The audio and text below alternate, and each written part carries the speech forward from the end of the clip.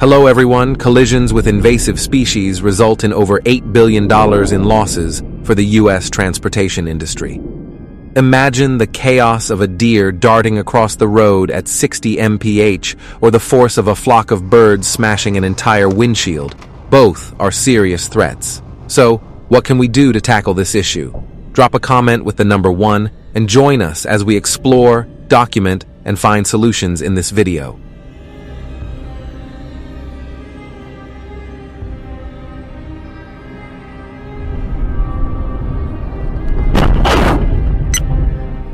In China, collisions between trucks and sheep happen frequently, causing significant damage and often leaving farmers with nothing. Sheep are usually grazed from 8 a.m. to 5 p.m., so drivers should slow down and stay alert to handle these situations quickly.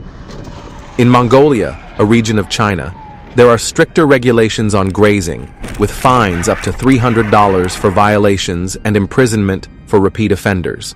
The main takeaway is to be a responsible citizen and prioritize the safety of your livestock.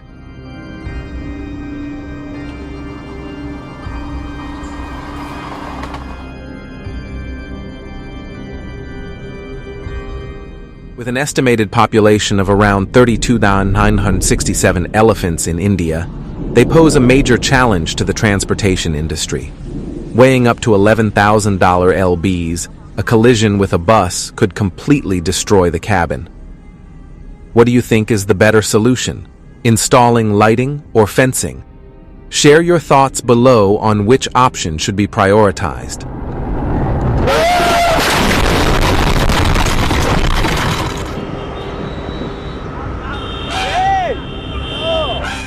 Currently, over 177,000 collisions with small birds occur annually, like the engine fire incident in Denver, highlighting the fine line between safety and disaster.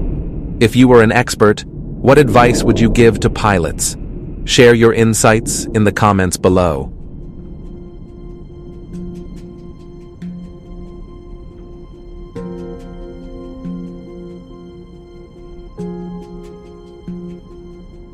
I believe that in an emergency, a pilot would aim to land as close as possible to ensure safety.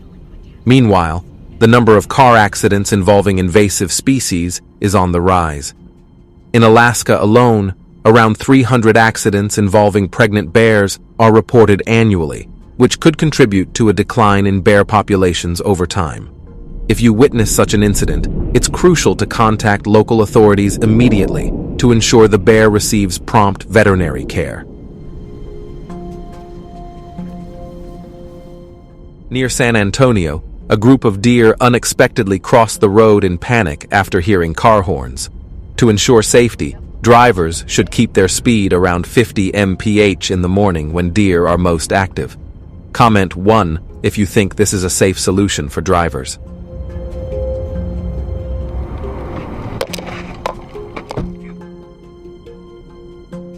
A small bird striking the windshield hard enough to crack it shows just how serious the threat is to pilots. In this instance, both pilots were unharmed. To ensure safety, radar warnings should be checked before every flight, and pressure-resistant windshields should be installed for the protection of both pilots and passengers.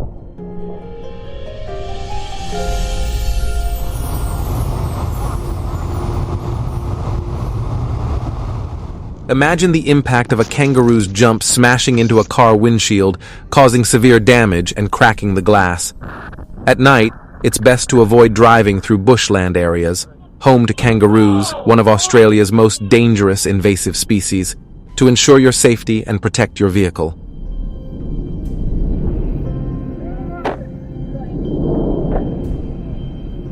Did you know that moose mating season peaks from late September to early October in Montana? These massive animals are among the leading causes of serious traffic accidents. Always slow down and stay alert in areas where moose are commonly found.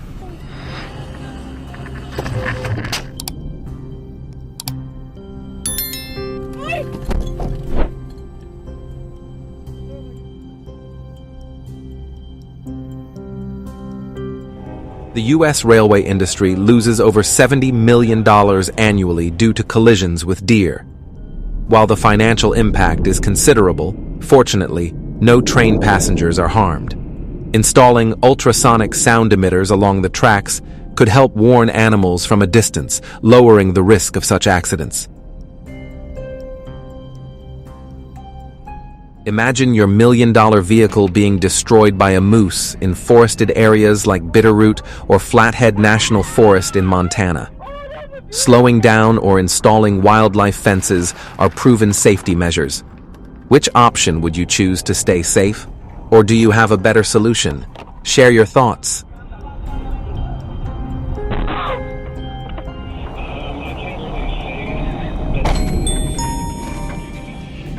Drive slowly on residential roads, as even a moment of distraction can put you in danger. This driver was lucky to avoid a collision with a deer. Don't risk your life because of invasive species.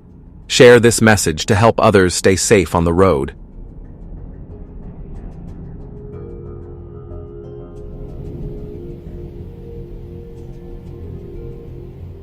Mountain lions have begun resting under cars, particularly in areas like Colorado, where attacks were once common. With over 200 car accidents involving mountain lions each year, it's important to stay in your vehicle and call for help. Do not step outside, as it could put you at risk.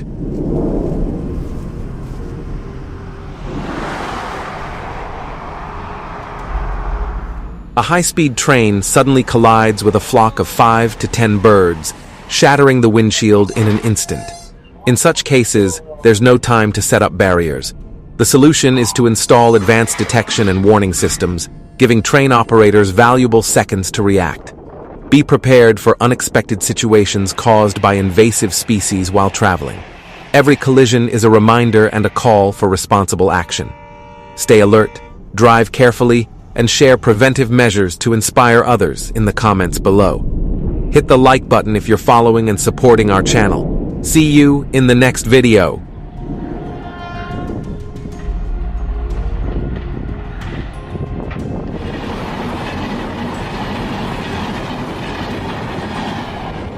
The Komodo dragon is an impressive predator, growing up to 10 feet, 3 meters long, and weighing over 150 pounds, 68 kilograms. With its thick scales, long head, and powerful legs, it hunts wild boars and even other Komodo dragons, ruling the islands with its strength and speed.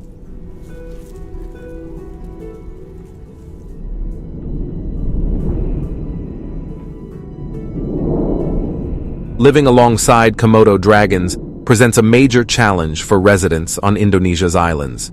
As their population increases, these powerful creatures have begun attacking nearby farms, creating a tense and dangerous environment. Imagine facing these animals, threatening livestock and potentially putting human safety at risk.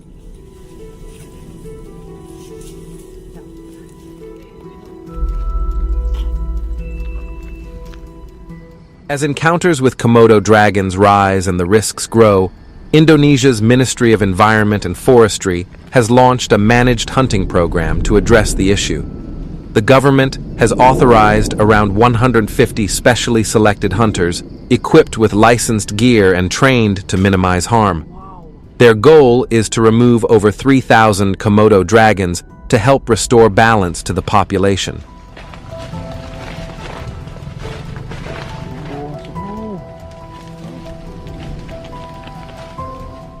According to Komodo National Park, this plan has led to a 30% reduction in attacks over the past 5 years. In central Indonesia, Komodo dragons are attracted to bait and bites. Hunters set up camps on Rinca and Komodo Islands, carefully placing bait, typically fresh meat, about 50 feet from the campsite to draw the dragons within range. Though dangerous, this operation is crucial for controlling the population.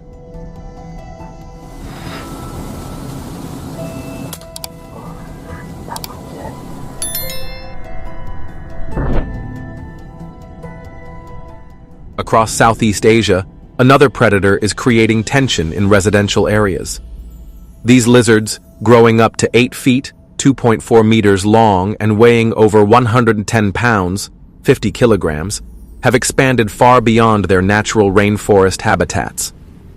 Since 2015, reports from Thailand, Malaysia, and Indonesia have surged due to habitat loss and the easy availability of food. Attracted by the smell of garbage and leftover food, these lizards are now common in densely populated areas.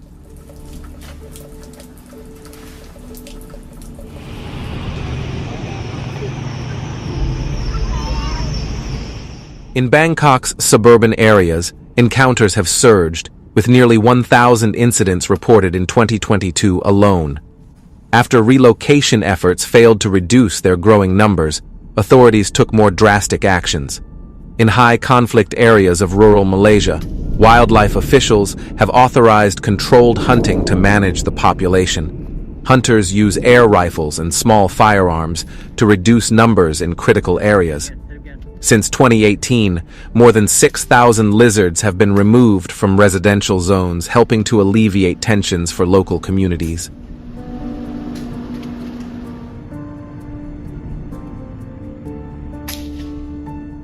Across the Pacific Ocean in the United States, farmers and hunters are struggling with wild boars. These animals have invaded states like Texas, California, and Florida, causing millions of dollars in agricultural damage. It may be hard to believe, but wild boars can destroy hundreds of acres of farmland in just one night. Weighing up to 300 pounds, 136 kilograms, and moving in herds that can stretch across entire fields, wild boars are a true nightmare for farmers.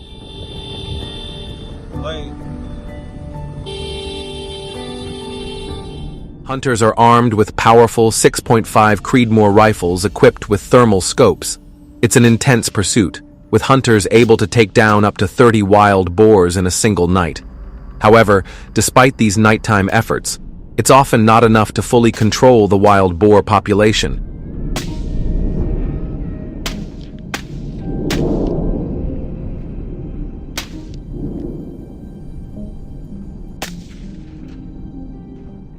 That's why helicopter hunting has been introduced. Each year, approximately 25,000 wild boars are hunted from helicopters in Texas, focusing on the areas most severely affected. From above, hunters can target the boars with precision, helping to minimize the destruction in rural Texas.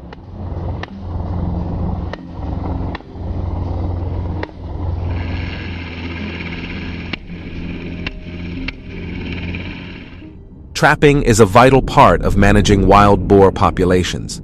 Hunters use large steel traps capable of capturing multiple boars at once, strategically placed near water sources and popular trails.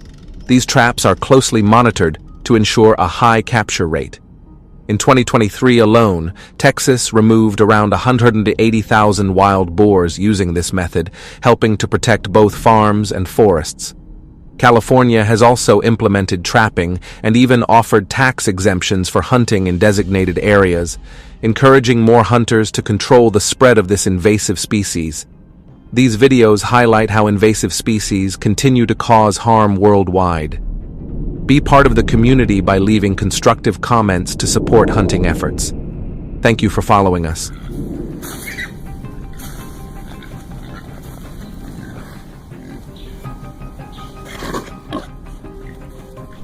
These methods have been effective in curbing the spread of certain invasive species.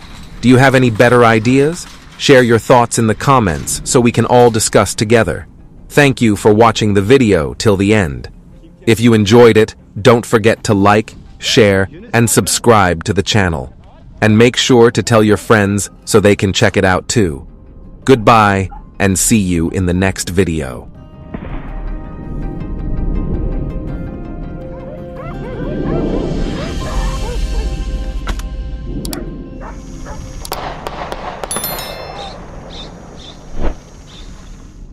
Hello everyone. Have you ever imagined what it would be like to confront massive creatures on your farm? They ravage crops and create fear across Africa. How do people in Africa tackle this danger? What strategies have African farmers and hunters used to handle them? Drop a comment with the number 1 to find out more.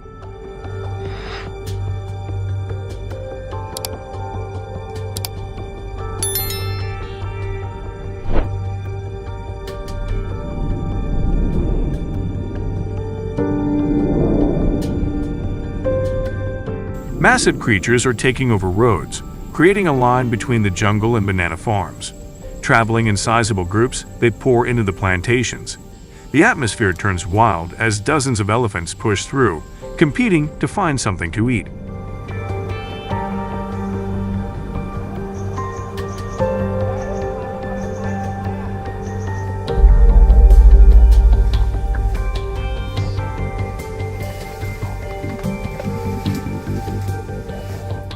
Urban sprawl is steadily reducing their natural habitats, leaving the elephants with inadequate food sources.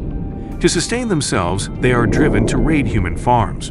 Reports from the Ministry of Environment and Forestry reveal that over the past 5 years, these elephants have caused extensive damage to banana plantations across the country, with the total losses reported to be substantial.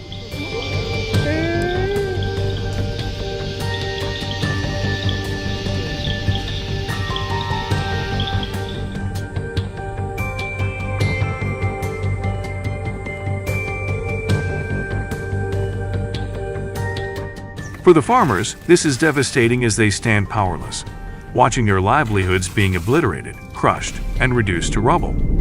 What's left behind is a landscape of destruction, accompanied by their overwhelming sense of fear and despair.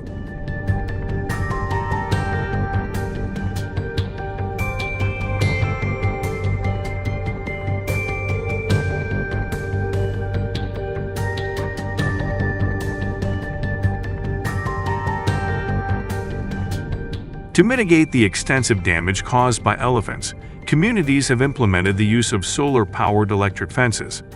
These fences are designed with flexible springs and adhere to strict safety regulations, providing an effective and sustainable solution.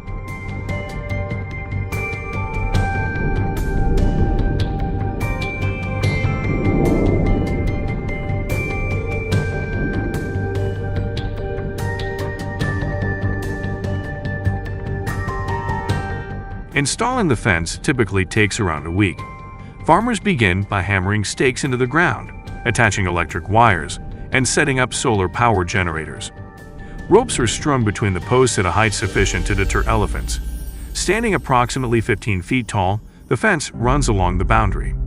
The solar generators supply consistent power, ensuring the fence remains effective in preventing elephant intrusions.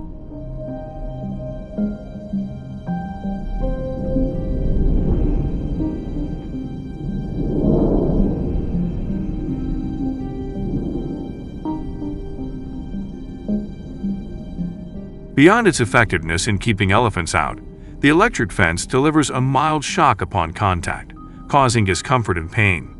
This experience conditions the elephants to steer clear of the area over time.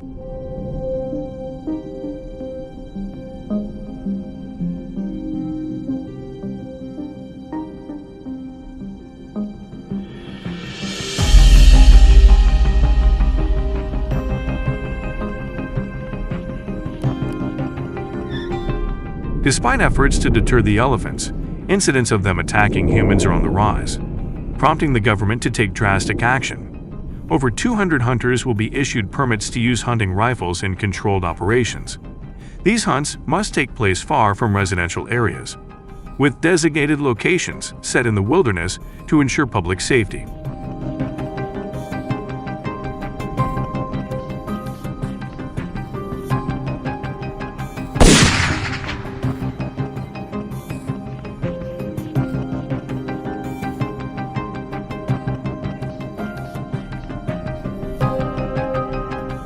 Effective hunting requires hunters to follow strict firearm safety protocols, possess strong situational awareness, and accurately identify targets to avoid harming unintended animals. They must complete training courses in weapon handling and tactical response within a professional setting. Heavy rifles, specifically licensed for elephant hunting, are regulated under stringent guidelines.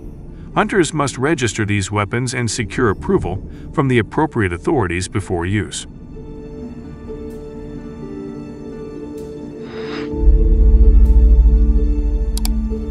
No, no, no, no. Hey, hey, hey, hey, hey.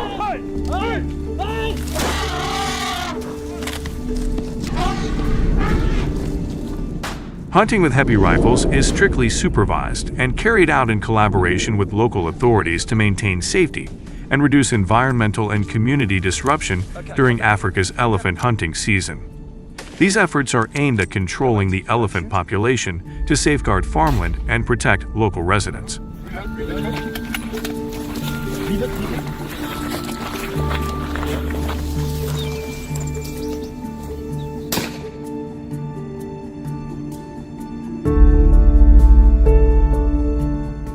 Hunters must confront elephants weighing up to 12,000 ols, demanding flawless precision and exceptional skill to bring them down swiftly.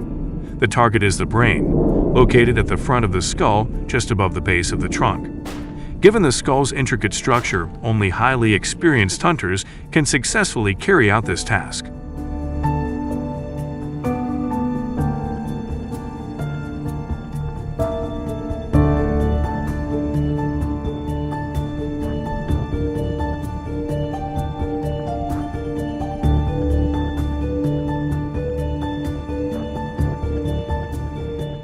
Many hunters fail to follow the regulations surrounding elephant hunting, leading to serious environmental harm. This disregard for the rules has allowed individuals and hunting organizations to exploit the situation, engaging in illegal activities for personal and commercial profit. The illegal ivory trade, in particular, has had a devastating impact on the wild elephant population, pushing it to dangerously low numbers.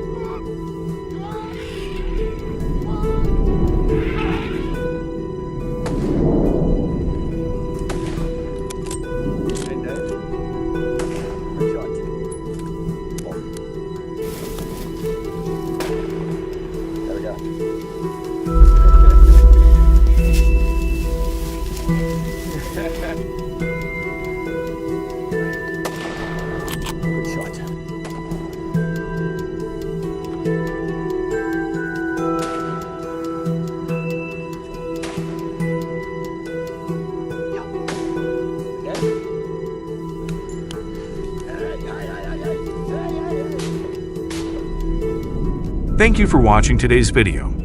What are your thoughts on hunting elephants to manage their population and protect crops? If you support this approach, please comment with the number 1 below. We look forward to hearing your opinions and continuing the discussion. Don't forget to hit the like button, share, and subscribe to our channel to support us. Click on the next video to explore more fascinating stories.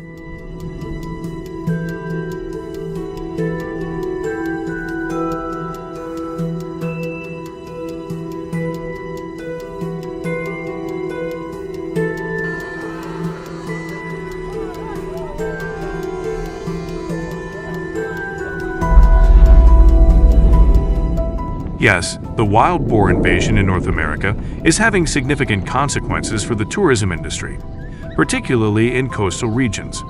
The presence of these animals creates feelings of anxiety and fear among tourists, which negatively impacts their travel experience. As a result, the tourism sector has suffered, with a noticeable decline in the number of visitors due to the damage caused by the wild boars.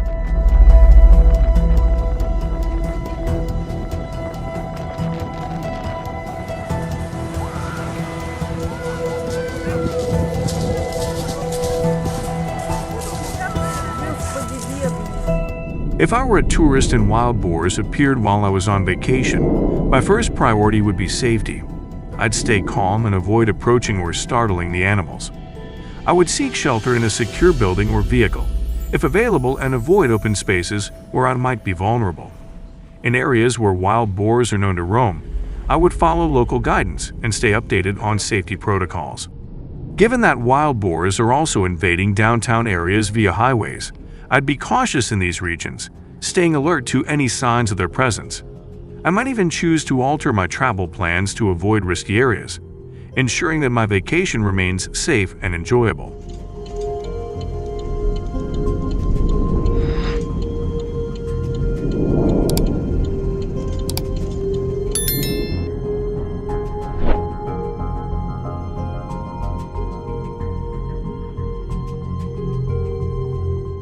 Local authorities have been forced to collect and properly dispose of decomposing wild boar carcasses in urban areas. The random decomposition of these carcasses not only creates pollution and ruins the urban landscape but also poses significant health risks to humans. As the carcasses decompose, they provide an ideal breeding ground for bacteria and pathogens, increasing the risk of dangerous infectious diseases, including the flu. This situation highlights the urgent need for effective management and control of the wild boar population to prevent further public health threats.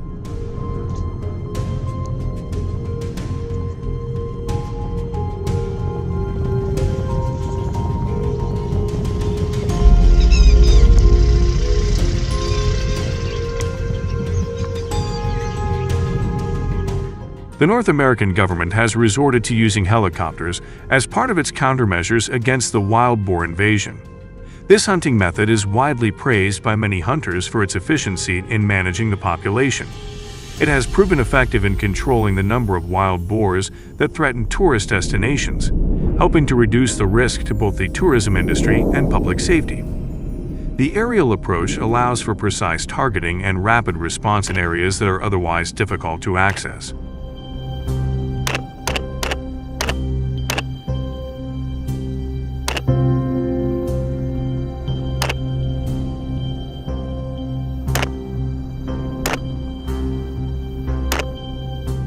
The use of helicopters enables hunters to swiftly and easily reach dense forested areas and expansive swamps where wild boars are commonly found.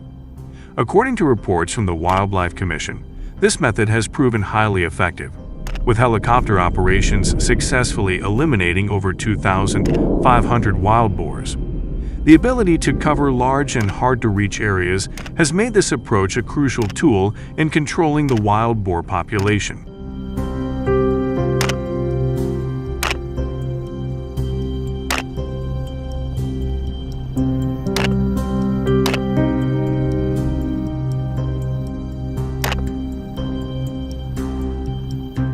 This method allows hunters to rapidly access areas where wild boars are causing invasions, significantly saving time and effort. The use of helicopters has attracted many experienced hunters from various regions across North America to join the effort. Their expertise, combined with the efficiency of aerial hunting, has made a significant impact in controlling the wild boar population and reducing the threats they pose to both local environments and communities.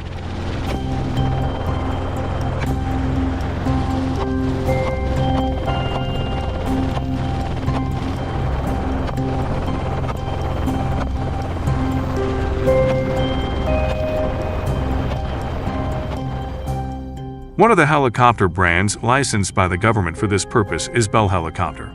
Known for its versatility and high performance, Bell helicopters have gained popularity, especially in rescue missions and wildlife management operations.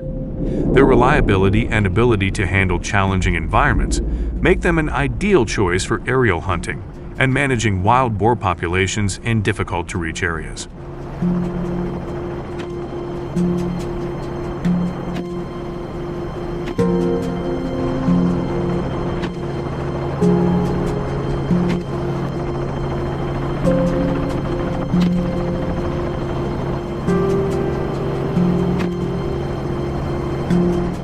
The helicopter is designed with 4 seats, allowing hunters to have teammates and technical support on board for precise targeting of wild boars. Equipped with a compass and a satellite navigation system, the hunters can determine the exact direction and position of the wild boars. The pilot can easily monitor the aircraft's flight path and make adjustments as needed, ensuring that the team is efficiently directed toward the boar's location. This setup enhances coordination and accuracy during operations, making it an effective tool in managing the wild boar population.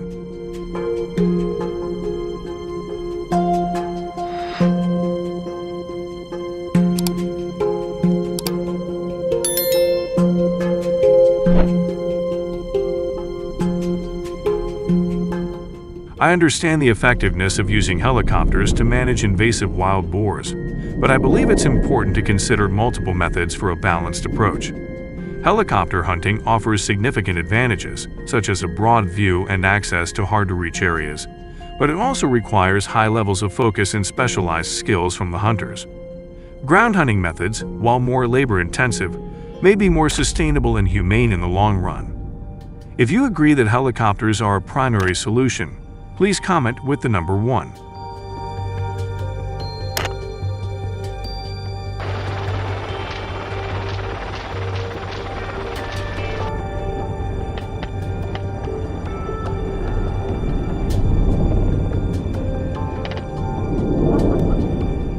In addition to requiring specialized skills, hunters must also maintain balance in the helicopter, which can be particularly challenging due to factors like wind, aircraft vibrations, and the distance between the hunter and the target.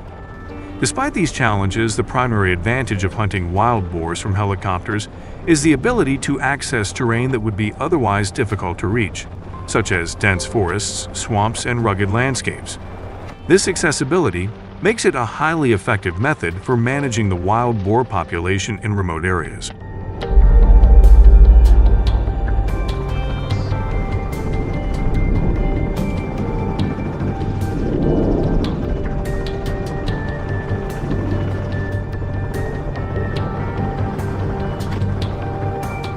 Helicopters offer the unique ability to swiftly and flexibly fly over challenging terrains like mountainous regions, dense forests, and other hard-to-reach areas.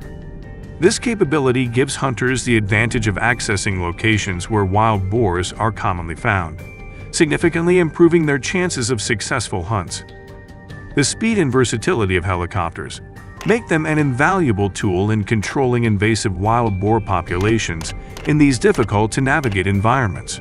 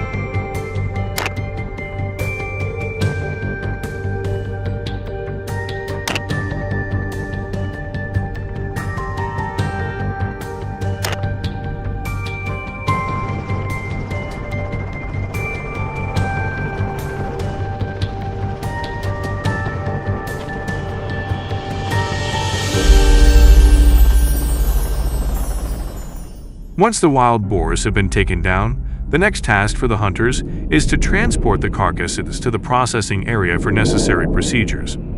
Helicopters play a crucial role in this phase, as they are used to lift and move the boars from the hunting site to the designated processing area. Hunters carefully secure the legs of each boar using specialized equipment and techniques before the helicopter lifts them for transport. This method ensures efficient and safe movement, especially when the boars are located in difficult-to-access areas.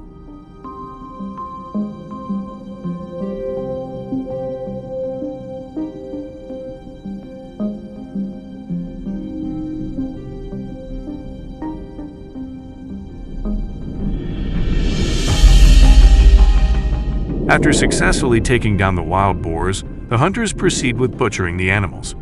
They use the meat to prepare delicious dishes as a reward for their efforts. Any parts of the animal that are not used immediately are carefully preserved and frozen for later consumption, ensuring that nothing goes to waste. This process not only helps manage the wild boar population, but also provides the hunters with a sustainable source of food.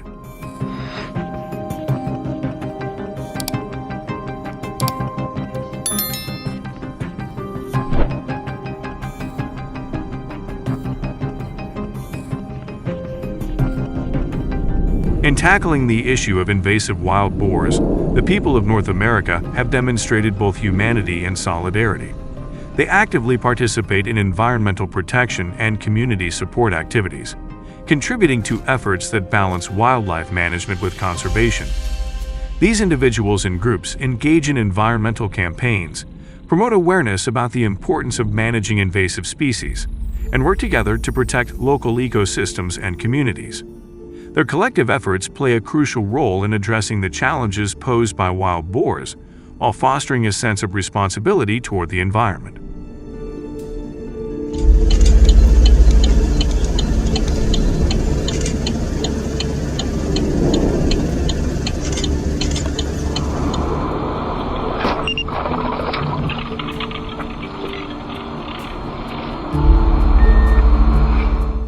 They work together with government agencies and nonprofit organizations to develop effective measures for managing wild boars. This includes establishing conservation areas and educating the community about the impact of wild boars on wildlife and the environment. They also advocate for sustainable wildlife management practices. Thank you for watching all the videos. Please hit the like button and subscribe to our channel to support us. If you found the video helpful, feel free to share it with your groups. We appreciate your support.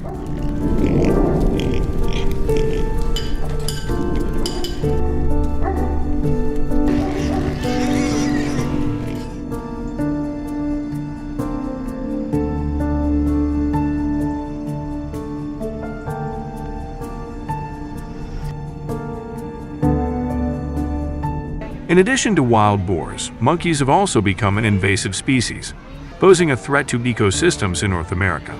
Hunters, along with wildlife management teams in North America and other regions, have been exploring various strategies to address this growing problem. These strategies include targeted population control efforts, habitat management, and working with experts to reduce the negative impacts of monkey populations on local wildlife and agriculture. The challenge is complex, but through coordinated efforts, progress is being made to balance ecological health and human interests.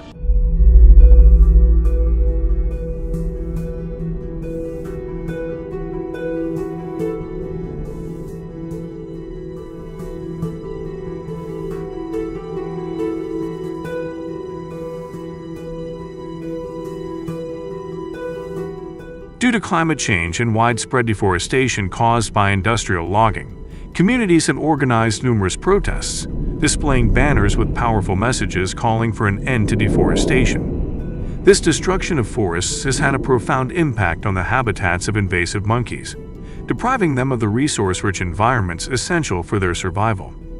As their natural habitats shrink, these monkeys are forced to move into urban areas or other environments, exacerbating the challenges of managing their populations and the ecological consequences.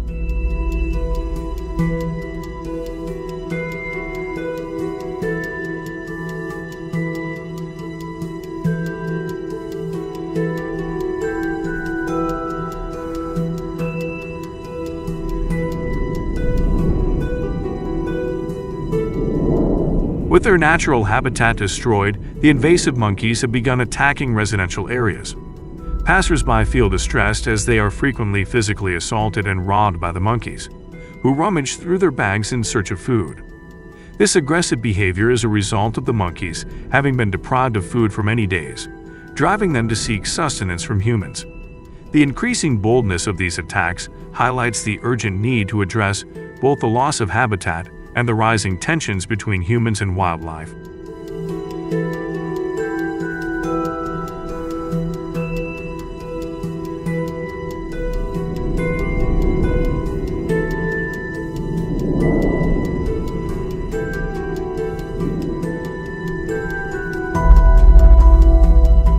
The situation became increasingly alarming in 2022 when hundreds of cases of people being attacked by monkeys were reported by residents.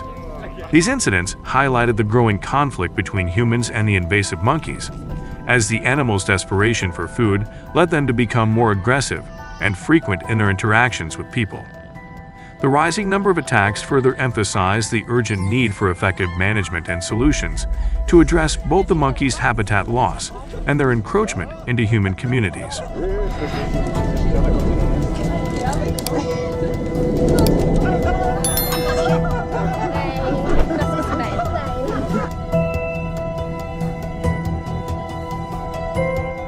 In response to the escalating situation, authorities have organized preventive campaigns and used tranquilizers to manage the invasive monkeys. However, the problem persists as the monkeys are able to adapt quickly to these measures. Their growing ability to evade capture and their increasing boldness in urban areas have made it difficult for authorities to control their population and prevent further human-wildlife conflict. This ongoing challenge highlights the need for more comprehensive and sustainable strategies to address the issue.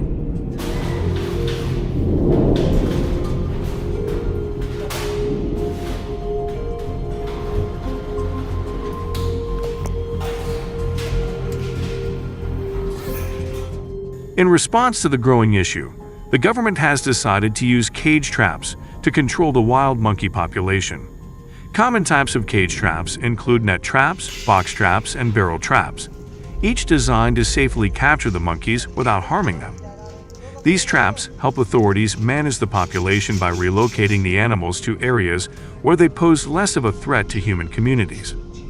However, the success of this method relies on careful planning and regular monitoring to ensure that it effectively reduces the monkey population and minimizes human-wildlife conflict.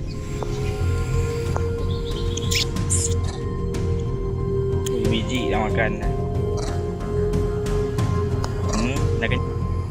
Panggil kawan kau tu. These traps enable the safe and painless capture of wild monkeys, ensuring that the process remains humane. The use of cage traps has proven effective in helping residents control the invasive monkey population, significantly reducing the disruptions they cause to urban security. By safely capturing and relocating the monkeys, the traps help mitigate the risk of attacks on humans and limit the damage to property, allowing communities to restore a sense of safety and order.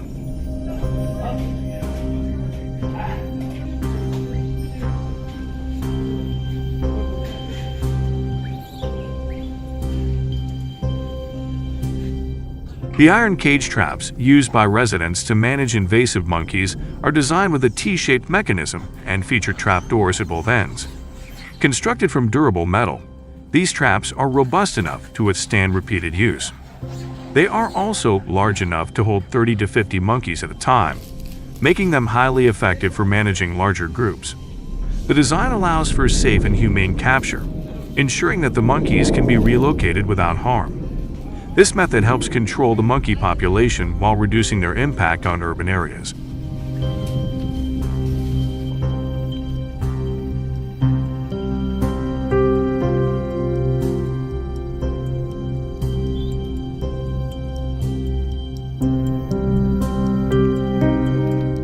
Inside the cage, fruit or nuts, foods that monkeys find particularly attractive, are placed to lure them into the trap. When the monkeys enter the cage to reach the bait, they accidentally trigger a plate or lever connected to a door-closing mechanism. This movement activates the mechanism, causing the trap doors at both ends of the cage to close rapidly, trapping the monkeys inside. Heavy springs then hold the doors securely shut, ensuring that the monkeys cannot escape. This efficient design helps safely capture the monkeys for relocation or management.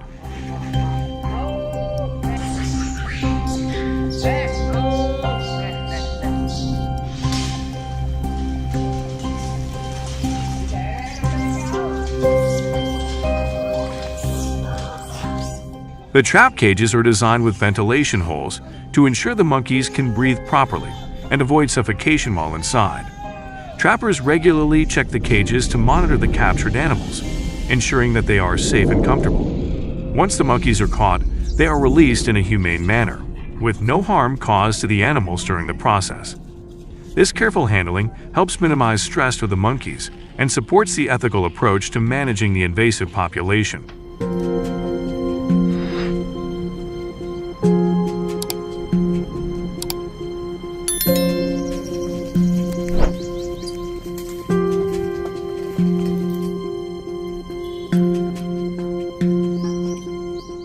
Setting monkey traps during the day is highly effective for controlling the wild monkey population, as they are more active during daylight hours, increasing the chances of capture. The traps are strategically placed in areas near residential zones where monkeys are known to frequently appear and cause disturbances. This not only enhances the likelihood of trapping the monkeys, but also allows residents to easily monitor and manage the trap placement. By targeting these high-traffic areas, residents can more effectively reduce the impact of the monkeys on urban security and daily life.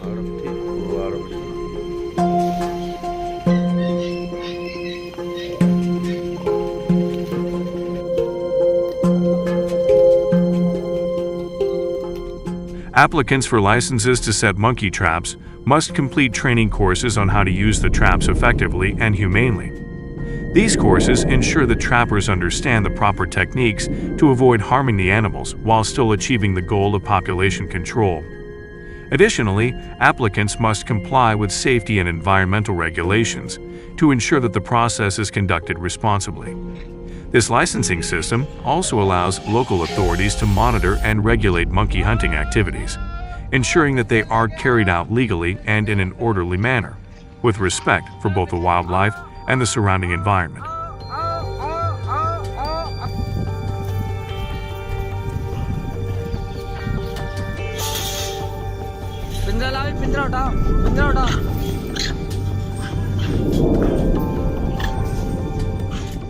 After successfully trapping the monkeys, residents have launched a campaign to collect the invasive monkeys and transport them to a sterilization area.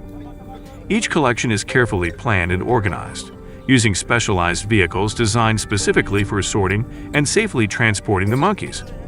This streamlined approach makes the transportation process more efficient and less stressful for the animals. By focusing on sterilization, the campaign aims to control the monkey population and reduce the long-term impact of the invasive species on local ecosystems and communities.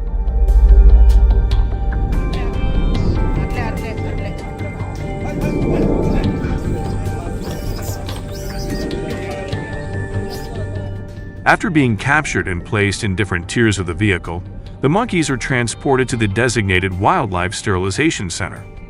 At this facility, the government has successfully conducted 50 sterilization procedures on invasive monkeys. The number of monkeys processed has now reached the hundreds, marking significant progress in the efforts to control and reduce their population in the area. These sterilization procedures play a crucial role in limiting reproduction, helping to mitigate the long-term impact of invasive monkeys on local ecosystems and communities.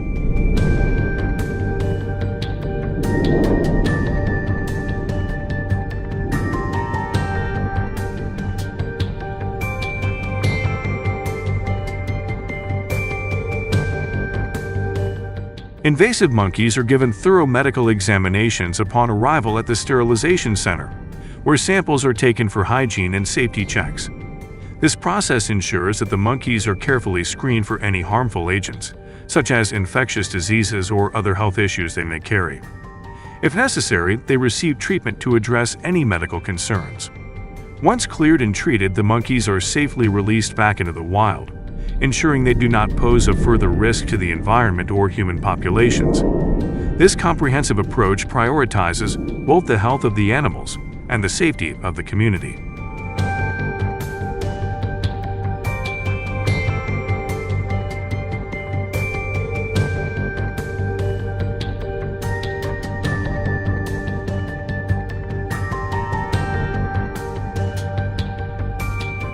After completing the sterilization procedures, authorities organize the transportation of the monkeys to national parks or other suitable natural habitats. Once relocated, the monkeys are provided with food and given the opportunity to live freely in environments that support their well-being. This process helps reduce the number of invasive species, while aligning with the community's desire to manage wildlife populations in a humane way, without resorting to the use of firearms. By focusing on relocation and sterilization, the initiative contributes to both conservation efforts and the protection of human communities from the negative impacts of invasive monkeys.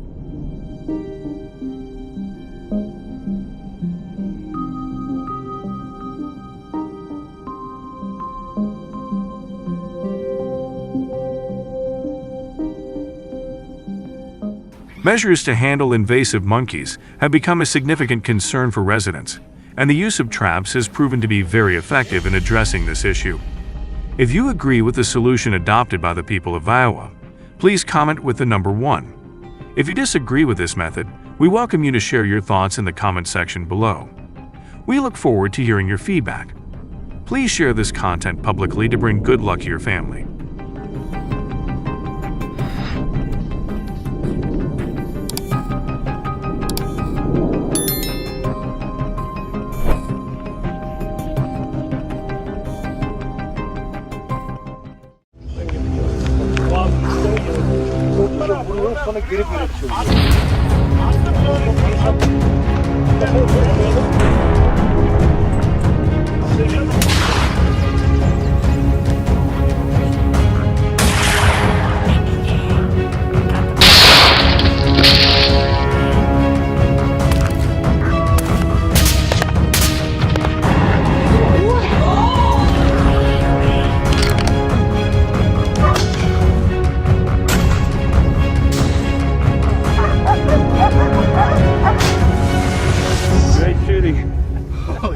That's a standoff. That's an African standoff. Holy shit. Hello everyone. In the United States, tensions with invasive leopards have escalated to alarming levels. Reports indicate that in 2023 alone, there were over 120 encounters with leopards, with most of the attacks reported occurring at night, from 9 p.m. to 12 a.m. Aren't you ready to learn more about leopards? If so, leave a comment with the number 1.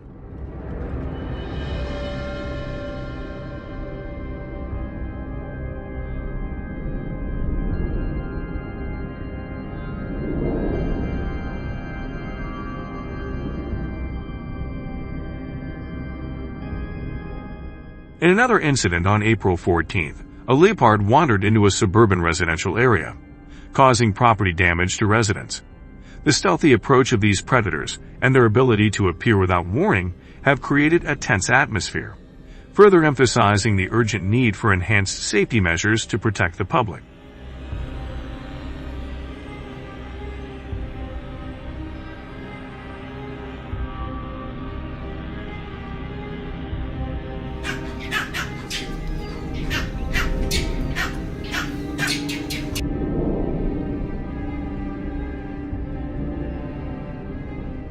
American hunters collaborate with the U.S. Fish and Wildlife Service, as well as wildlife conservation groups, to protect the community from these predators.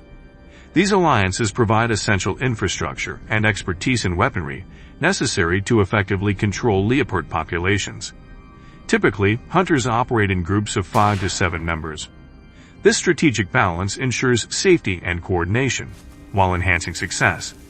Studies show that this group size yields a 45% higher success rate in capturing leopards compared to larger or smaller groups, emphasizing the urgency and precision required in these operations.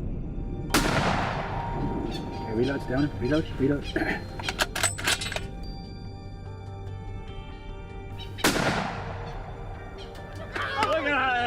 that! He's a big one. Hunters in the United States must obtain specialized licenses, including big game hunting licenses and rare leopard hunting licenses, which are typically issued by state wildlife agencies. These licenses range from $600 to $1,800, depending on the regulations of each state, and are essential for legal hunting. To obtain these licenses, hunters must complete rigorous wildlife conservation and hunting ethics certification programs.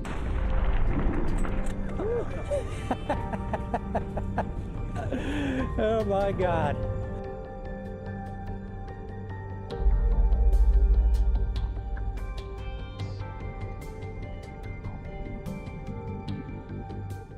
In 2024 alone, over 1,500 licenses were issued nationwide, highlighting the strict regulatory framework and the urgent need for hunters to stay informed and adapt to changing guidelines in order to remain compliant during these important hunting activities. Over the past 3 years, there have been more than 300 cases of hunters unexpectedly encountering leopards while hunting. These unanticipated encounters, which occur in dense forests, test the hunter's tracking skills and courage.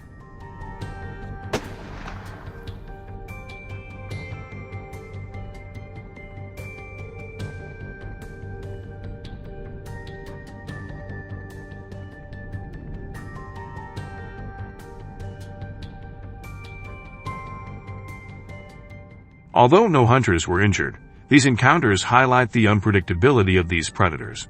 In response to the increasing number of leopard sightings, government agencies have set up bait stations and temporary surveillance tents in areas of California and New Mexico, where leopard sightings have spiked. Have you ever used leopard bait? If so, leave a comment with the number 2. If not, leave the number 5.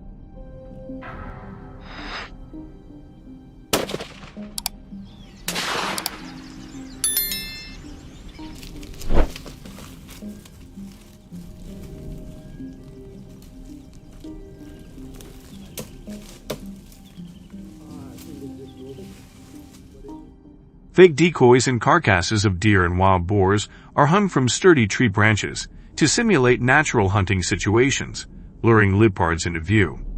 Hunters are strategically positioned from 70 to 150 yards away, using binoculars and high-resolution cameras to observe before they strike.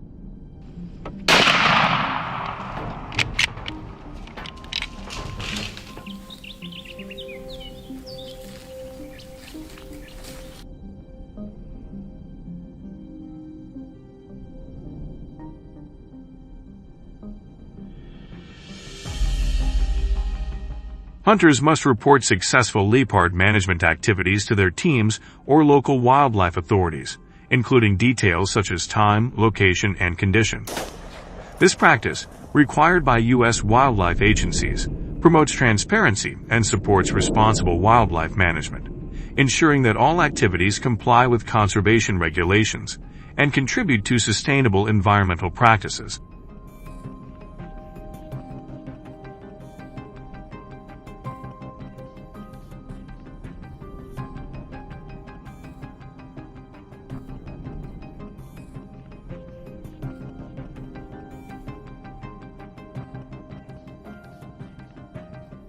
As efforts to manage leopard encounters increase, attention has shifted to another formidable predator, wolves. Helicopter hunting has become an important method for controlling the wolf population in California since January 2000, offering advantages in wide visibility and the ability to move quickly. This technique allows hunters to access isolated areas and cover large expanses of rugged terrain, with a success rate of managing 15 to 30 wolves per hunt.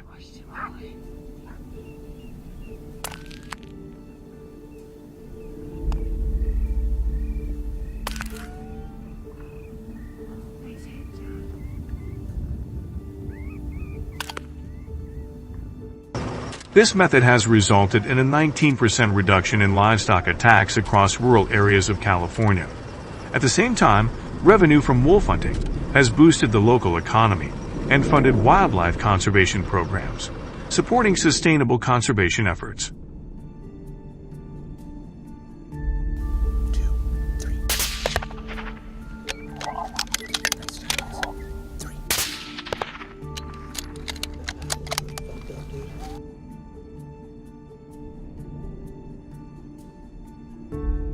However, hunting wolves with helicopters comes with its own dangers.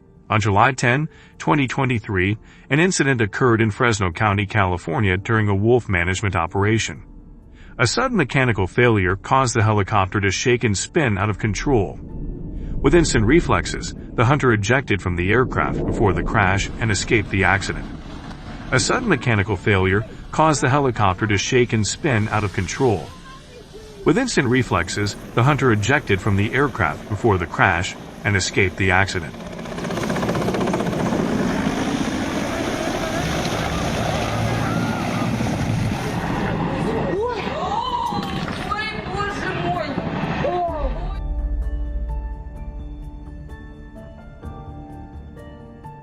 This highlights the necessity of being well prepared and honing skills to handle emergency situations when operating in such harsh conditions.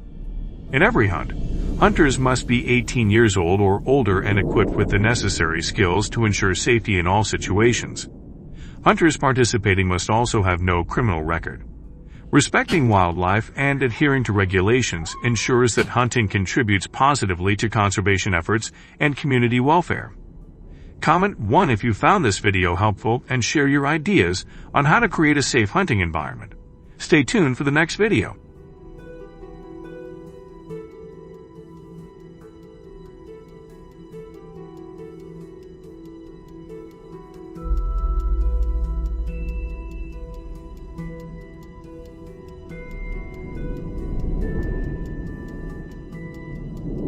According to the latest USDA statistics in 2023, the corn cultivation area in Texas reached approximately 11.2 million acres. However, it is estimated that about 1.2 million acres were attacked by wild hogs, accounting for up to 11% of the state's total farmland. Wild hogs not only destroy cornfields near harvest but also eat newly planted areas. Leave a comment 1 to take immediate action to protect agriculture from wild hog attacks.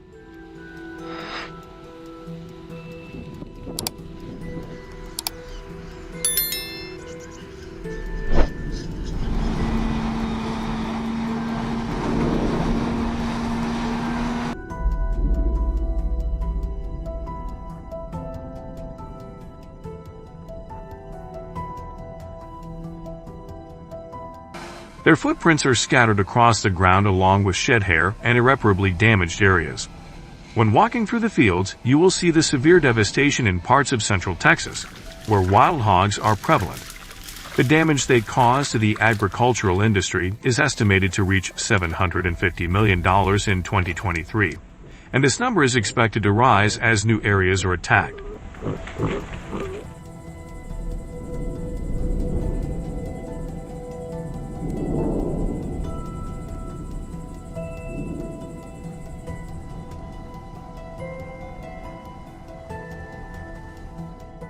What is even more concerning is that corn harvesters frequently encounter wild hogs, affecting productivity.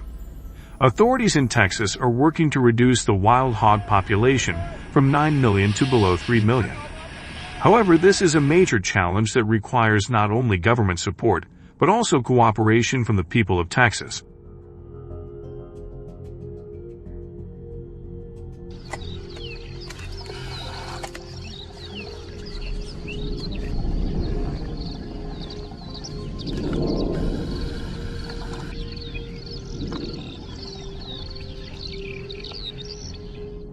Hunting on cornfields has become an important and effective method for controlling the wild hog population.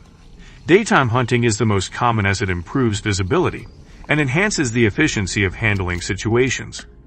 However, wild boar hunting must strictly comply with legal regulations that prohibit hunting pregnant sows and piglets. The hunting season in Texas typically runs from September to December.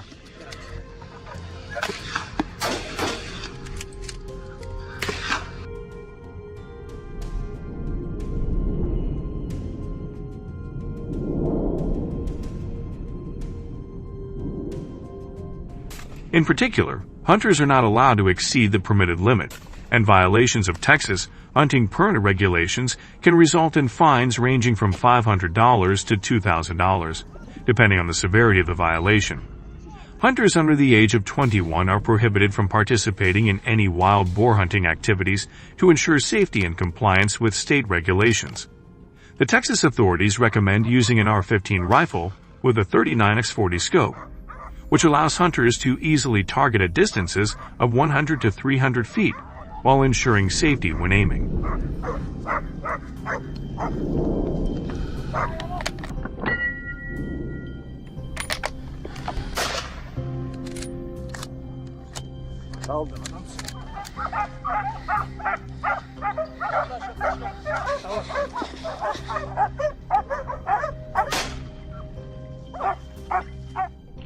In addition to hunting measures, Texas authorities have also chosen nighttime as the ideal time to set up large iron traps that can capture 50 to 70 wild boars at once.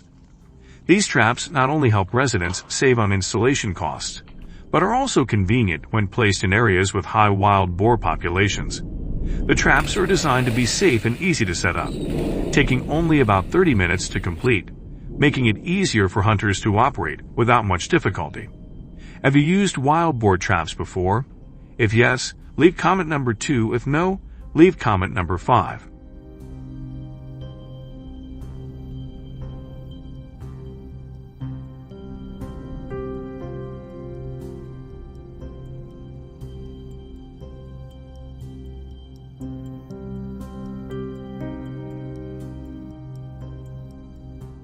An essential part of the wild boar trapping method in Texas is the use of corn bait. Reports indicate that corn bait contributes up to 80% of the effectiveness of the trap. making it easier for wild boars to enter.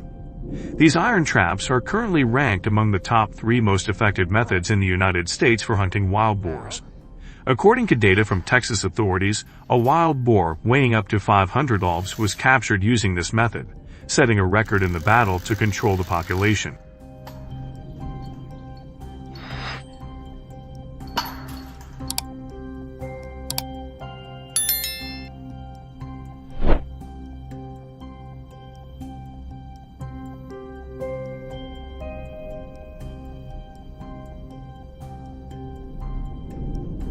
The modern wild boar trapping mechanism in Texas allows hunters to observe and control the entire process remotely.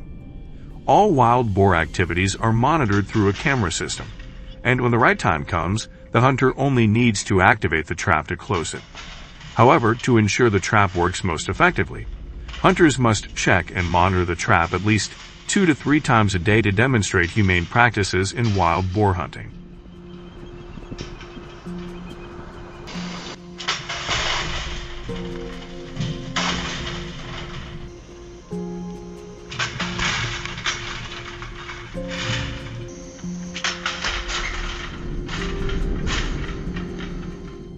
In that time, Texans have also installed 15 feet high fences around cornfields to prevent wild boars from entering. However, this measure serves more as a deterrent, not a long-term solution for controlling the wild boar population. If you want to control the number of wild boars, consider the 2 methods mentioned above. If this video answers your questions, please subscribe to the channel to learn more about other interesting topics. Comment below the description so we can learn from the experience in upcoming videos.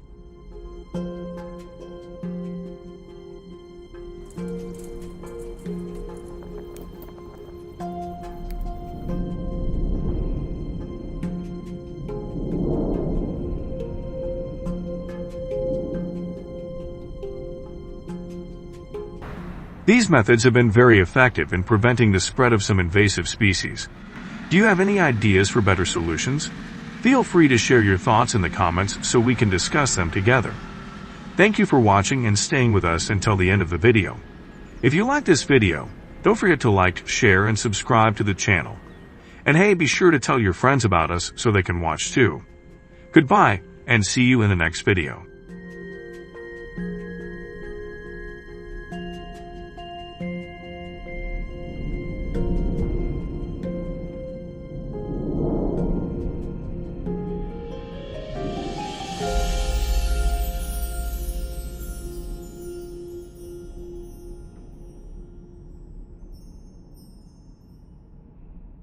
Hello everyone! Highways in Germany frequently experience traffic congestion, not because of vehicle collisions, but due to encounters with invasive animals. These animals wander across the roads, causing $9 billion in annual damage for accident handling and repairs.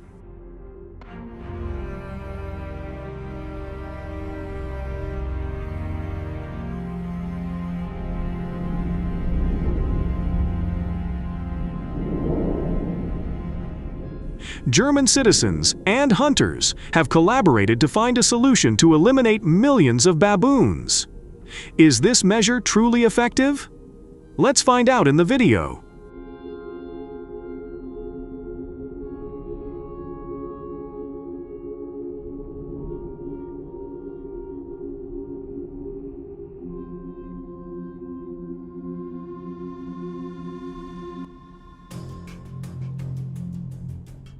In mid-August 2022, forest fires occurred in the German state of Brandenburg, burning hundreds of acres of forest land. The fire destroyed vegetation, leading to food shortages for 200 baboons.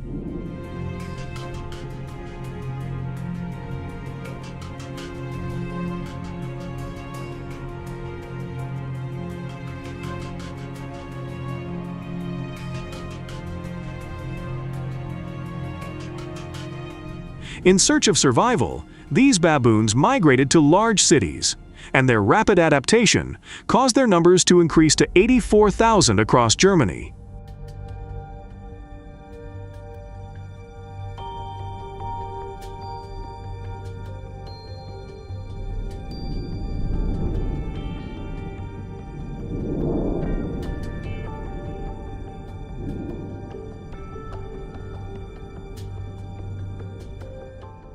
They roamed the streets and rooftops, and residential areas were no longer peaceful due to baboon attacks. Some curious residents were attacked and pulled to the ground by them, but were not injured, thanks to the help of bystanders.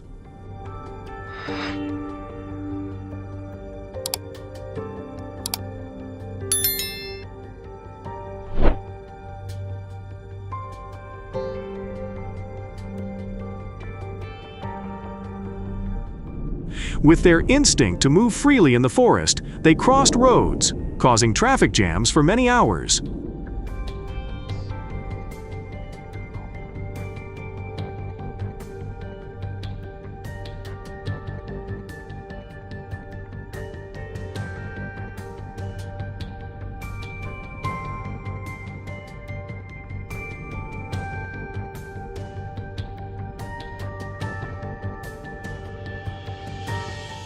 This situation disrupted many activities and led to 60 traffic accidents, costing residents more than $2,400 for vehicle repairs and health checks. This caused a lot of frustration in the community, and a solution is needed to restore order and security in the area.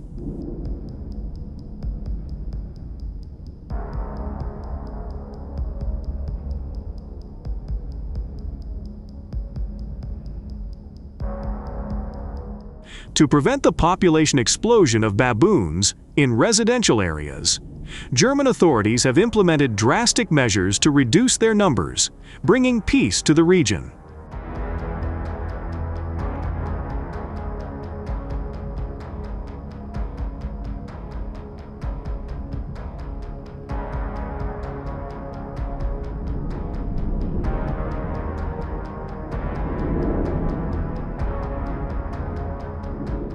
These measures include controlled hunting and targeted extermination campaigns.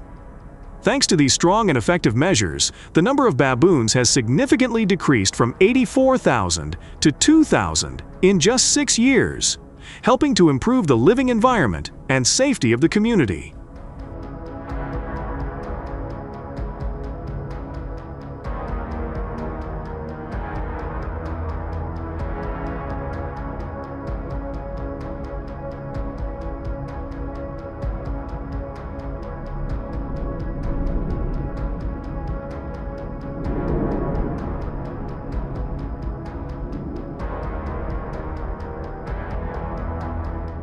The baboon hunting season in Germany usually starts from August to February of the following year. Hunters need to purchase a baboon hunting license from the local wildlife management agency and are not allowed to hunt baby baboons or pregnant baboons. The use of poisonous bait to hunt baboons is strictly prohibited.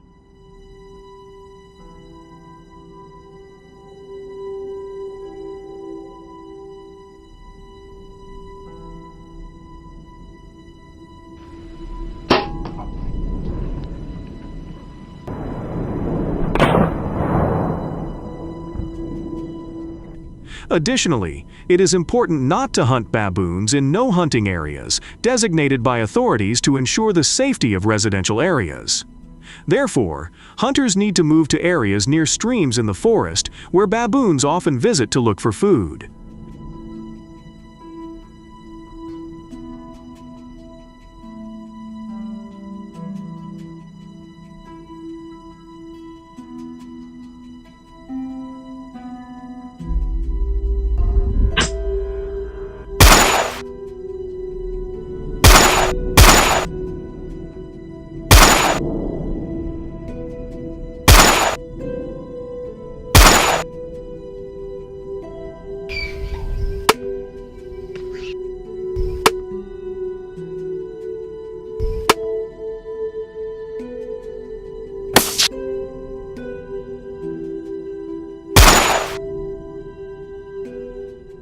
Hunters must be trained in professional hunting techniques for at least 6 months and strategies for using bait to attract baboons.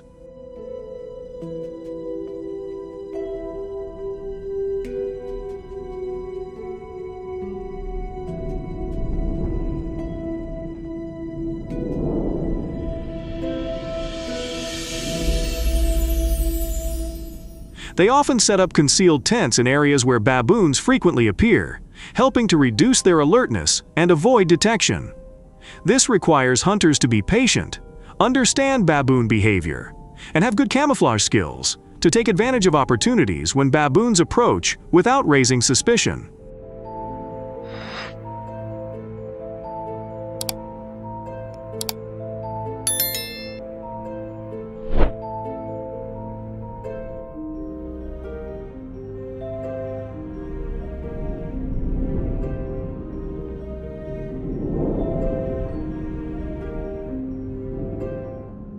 In the wilderness, hunters should go with teammates, as they may encounter many difficulties. Mountainous terrain and wild animals can pose dangers to hunters, especially when moving through difficult areas prone to injuries. Hunters need to have good vision and keen observational skills to recognize baboon tracks and activities, helping them optimize hunting opportunities.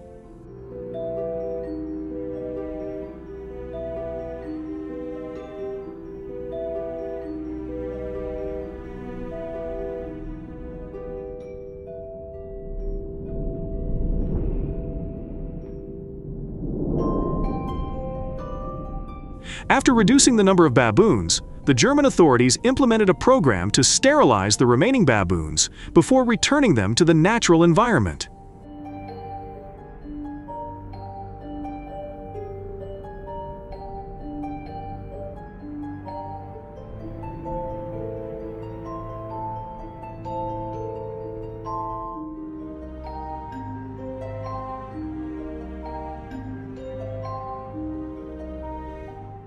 This not only helps minimize opposing opinions from the community that do not support hunting, but also ensures a balance in the number of wild baboons. The sterilization process is performed safely and professionally under the guidance of highly qualified veterinarians.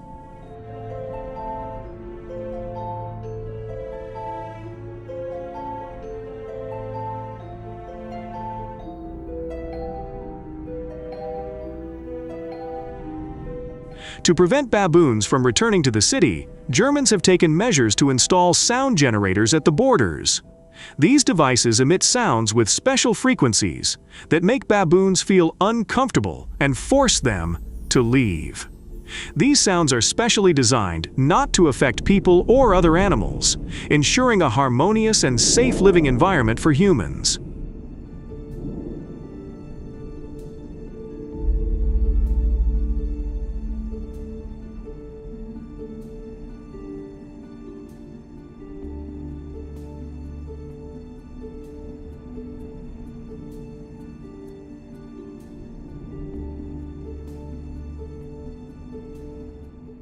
Besides the above measures, do you have any other ways to deal with baboons? Please share in the comments. Comment number 1 if you agree with the above methods. Press the like button to support German hunters. If you are curious about other measures used to deter baboons, please watch the next video.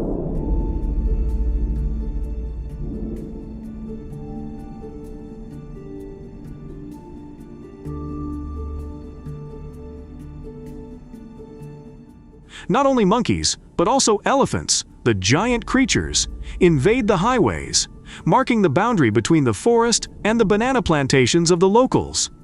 4 elephants lead the way, followed by a massive herd charging into the banana fields, creating chaos as hundreds of elephants jostle together in search of food.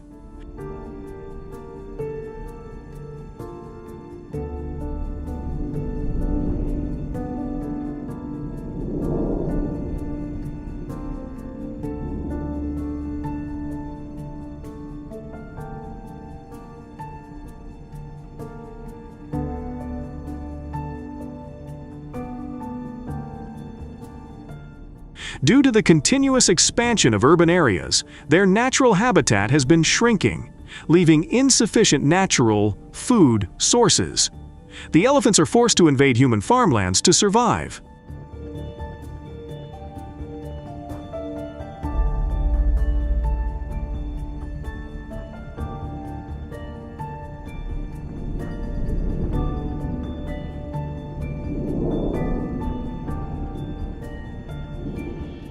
According to a report by Australia's Ministry of Environment and Forests, in the past 5 years, these elephants have destroyed more than 24.7 acres of banana plantations nationwide, with estimated total losses amounting to hundreds of millions of USD.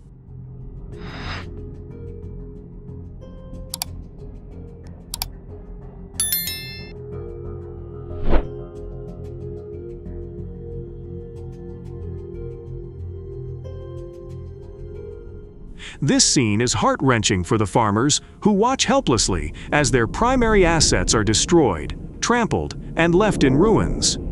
What remains is a scene of devastation, along with the farmers' feelings of helplessness and fear.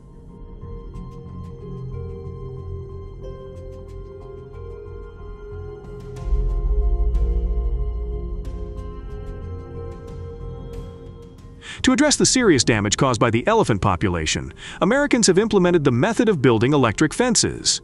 The electric fence uses solar energy, has a flexible design, and complies with ES safety standards. The installation process takes about a week.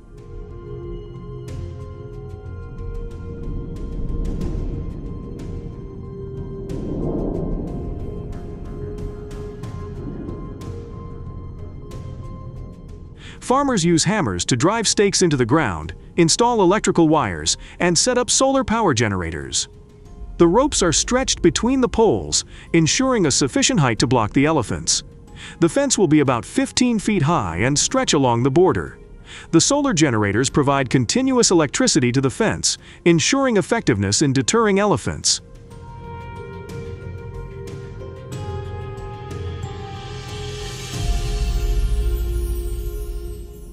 The installers are experienced and knowledgeable about electric fences to prevent accidents during the installation process. This process requires high precision and strict adherence to safety and technical procedures.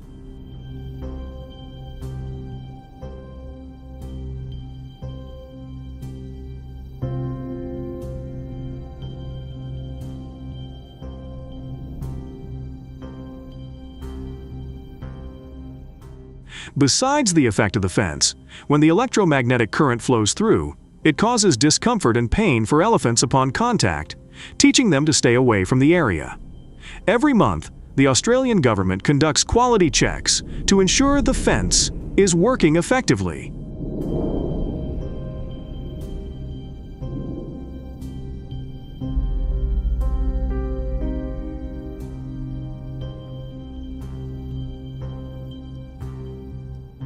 However, their numbers are increasing, forcing the government to use extreme measures to control these giant animals. The government will license more than 200 hunters to use guns for hunting.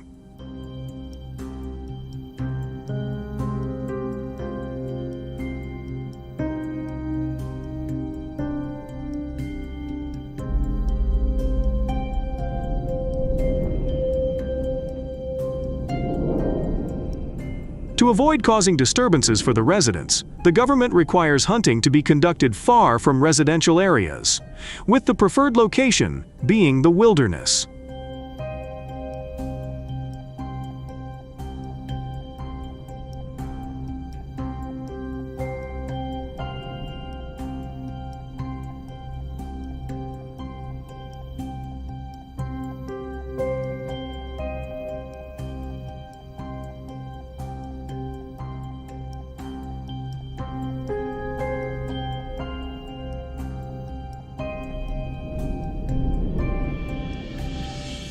To do this, hunters must undergo training courses on how to use weapons and response skills in a professional environment. Heavy rifles are licensed for use against elephants in Australia through strict regulations. Hunters need to register and obtain permission to use guns from the authorities, and must demonstrate the ability to use guns safely for at least 6 months to meet the standards.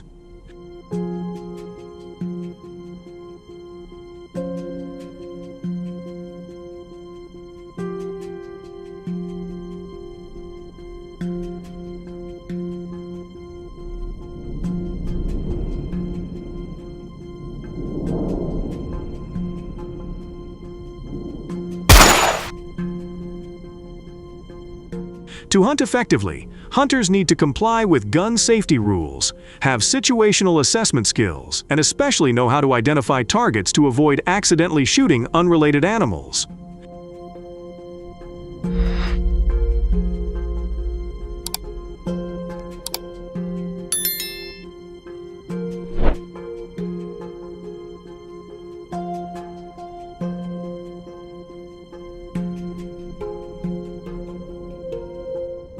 Hunting with heavy rifles is often closely supervised and only carried out with the coordination of local authorities to ensure safety and minimize the impact on the environment and community.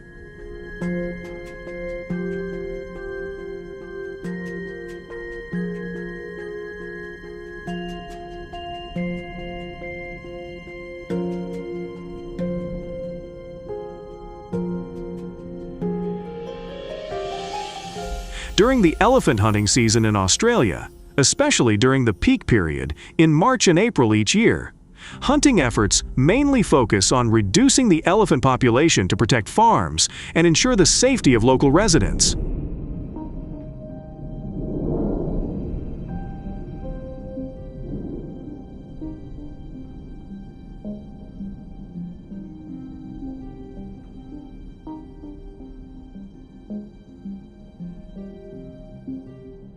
During the hunting season, hunters have reduced the invasive population from about 3,000 to 500. This demonstrates the effectiveness of hunting in controlling and maintaining a stable elephant population.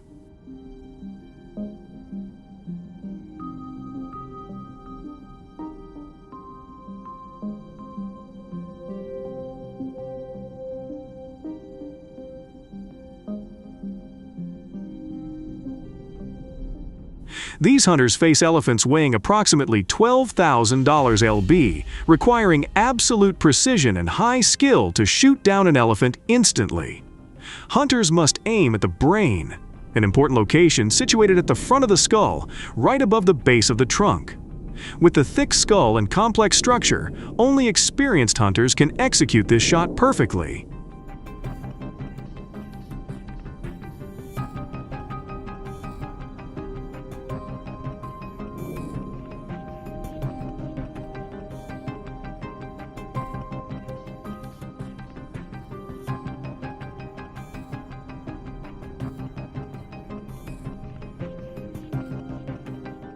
Thank you for watching today's video. What do you think about elephant hunting to control numbers and protect crops? If you agree with this activity, please comment number 1 below. We look forward to receiving your comments to further discuss this topic. Don't forget to press the like button, share, and subscribe to our channel to support us. Click on the next video to discover more interesting stories. Hello everyone! Pig farming in Oklahoma has been an important part of the state's agriculture for over a century. In the early 1900s, small family farms raised pigs on large plots of land, with over 80% of farmers relying on pasturing and hand feeding. Farmers like the Johnson family in 1925 recalled waking up before dawn to mix corn feed and guide the pigs to water.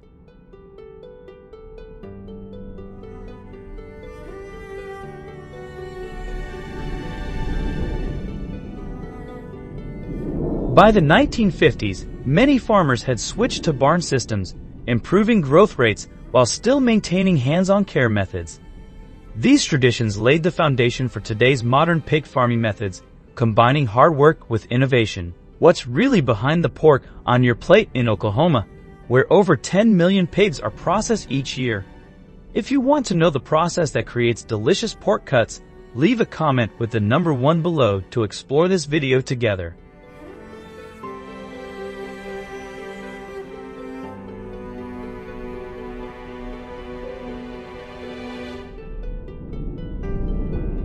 The pig industry has undergone a major transformation. The days of pasture-raised pigs and hand feeding are long gone. Today, high-tech pig barns create the ideal environment to raise healthy, efficient, and humane pigs. In these modern facilities, piglets are raised in climate-controlled nurseries where temperatures are maintained precisely between 85 and 90 degrees F to ensure comfort and proper development. automated feeding systems deliver a scientifically formulated diet rich in corn, soy, and essential vitamins, ensuring each pig receives the right nutrition at the right time for optimal health.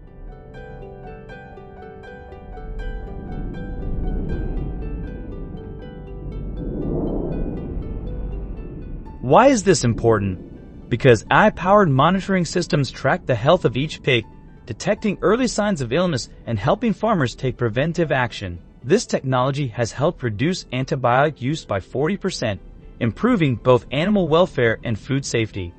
Farmers still play a vital role, interacting with pigs daily, adjusting nutrition, monitoring growth, and ensuring stress-free conditions.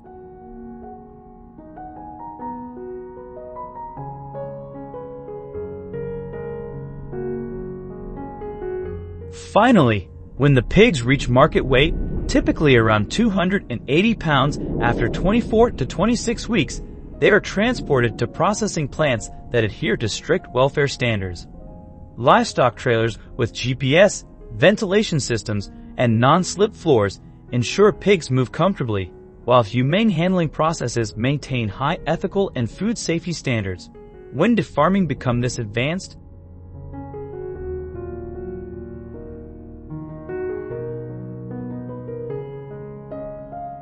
For decades, pig farmers in Oklahoma have implemented science-based initiatives, combining traditional care methods with advanced technology.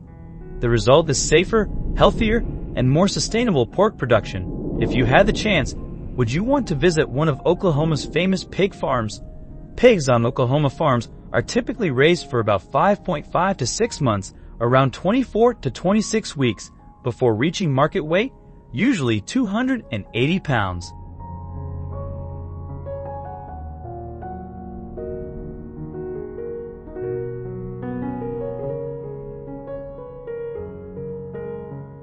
When it's time to transport them to the processing plant, farmers adhere to strict welfare standards to ensure the pigs remain calm and comfortable. Modern livestock trailers are designed with ventilation systems, non-slip floors, and adjustable compartments to minimize stress and injury during the journey. GPS systems help monitor the route, ensuring efficient delivery and reducing long travel times.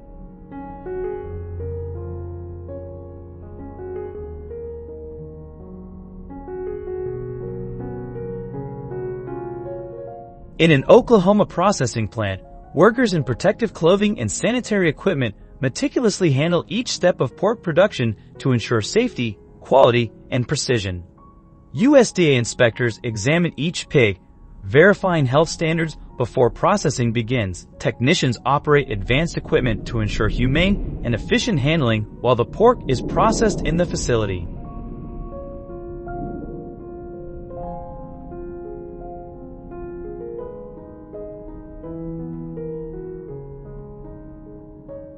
Robot cutters slice the pork, creating loins, ribs, and thighs to maximize yield and minimize waste.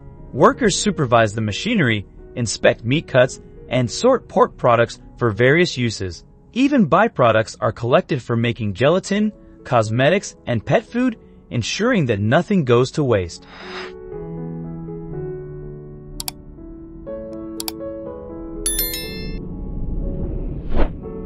Finally, workers manage the automated assembly line, where bacon, sausages, and ribs are sealed in airtight packaging, ready to be shipped to stores across the country. Have you ever wondered just how safe and fresh your pork really is?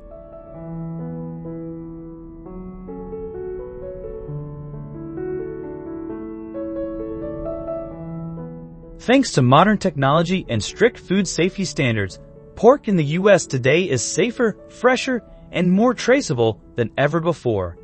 In a processing plant in Oklahoma, trained workers and USDA inspectors carefully check each piece of pork to ensure it meets high-quality standards before reaching consumers.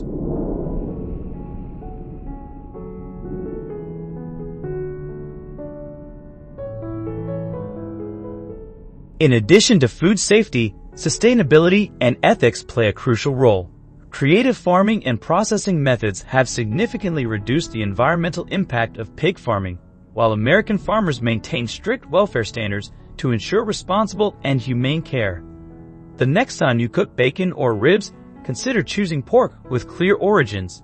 Many suppliers now offer traceability apps, allowing you to follow the journey of your pork from farm to table, knowing exactly where your food comes from, making every meal more meaningful. If you enjoyed this video, please like and subscribe to support us.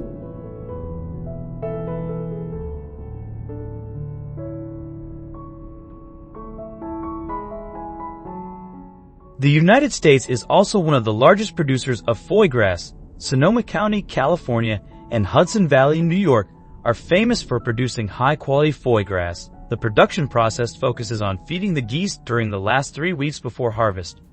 During this period, the geese are fed starchy grains like corn. Farmers use 12-inch metal tubes to insert into the geese's throats to pump a large amount of food into their stomachs.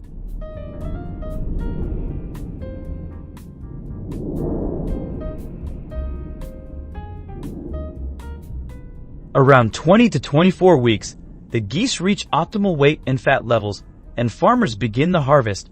Skilled workers carefully extract the foie gras, each weighing between 1 to 1.9 pounds. High-quality foie gras is reserved for premium markets, while the rest of the goose is processed into meat, divided into parts such as breasts, thighs, and wings. These cuts are sorted according to customer demand and distributed to the retail market. Have you ever enjoyed rich, creamy foie gras? If so, leave a comment with the number 2.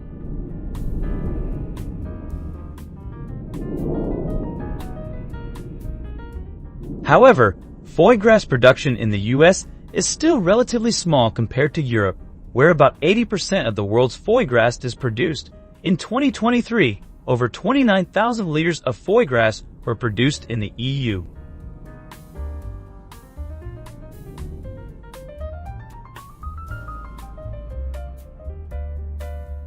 Donkey farming in China has evolved from traditional agricultural labor into a diverse industry focused on meat, milk, tourism, and medicinal products. History shows that donkeys played an important role in transportation and farming, but as mechanization reduced their necessity in rural areas, commercial farming expanded to meet growing demand. Share your thoughts on the donkey farming industry and don't forget to leave a comment with the number 1 below to continue the video.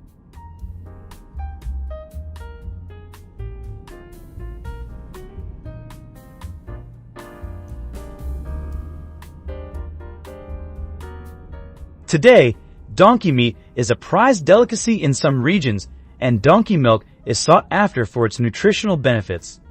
In addition, donkey skin is an important ingredient in the production of traditional Chinese medicinal gelatin. Agritourism has also become an emerging field, with farms offering interactive experiences for visitors.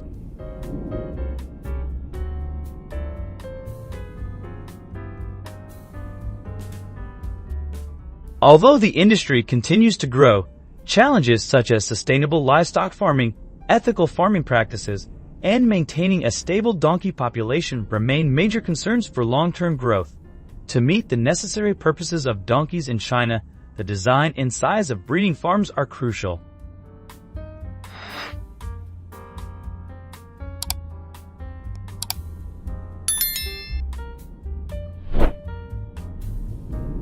In addition, China's preference for raising donkeys on open pastures rather than in barns is driven by both economic and welfare factors. Many farmers in provinces like Shandong and Henan have stated in agricultural documentaries that free-range grazing helps donkeys thrive, improving their immune system and the quality of their meat and skin, which is crucial for products such as donkey skin used in gelatin.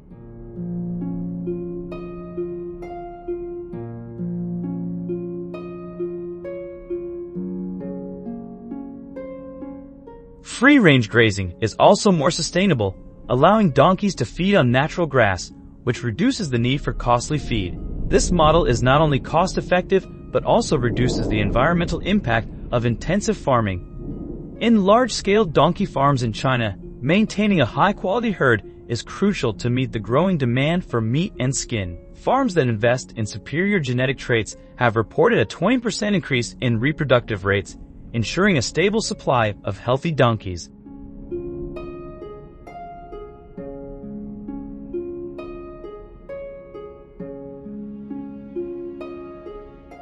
Special breeds such as the Jinghua donkey are highly valued for their meat yield and skin quality. As demand increases, China has implemented government initiatives to regulate donkey farming, ensuring that donkeys meet high standards for both food and medicine. The focus on breeding high-quality stock helps large farms maintain productivity while minimizing the risks of supply shortages and overexploitation, a significant issue highlighted in agricultural documentaries.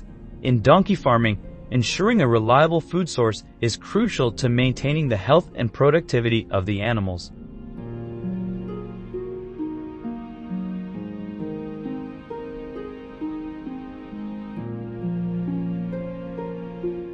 Some farms in China have made significant investments in building their own hay production facilities to ensure a stable supply of high-quality feed for their donkeys. A farmer from Xinjiang shared that building a hay factory could cost between $1 million to $2 million USD, but the return on investment is considerable in the long term. By producing their own hay, farms can avoid the volatility of external feed prices, reduce transportation costs, and ensure that the donkeys receive pesticide-free fresh hay, which is crucial for their digestion and overall health.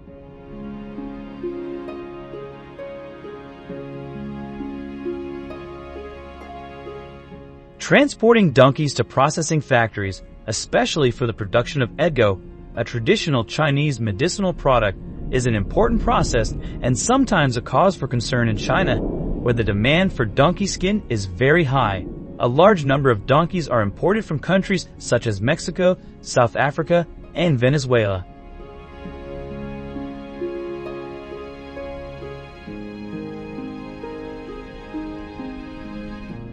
The transportation often involves long and harsh journeys under unsanitary conditions, typically in overcrowded trucks or even on ships, leading to high mortality rates among the animals. Upon arriving at processing factories, donkeys must undergo a stringent selection process based on size, age, and skin quality. These conditions are closely monitored to ensure a stable supply for production.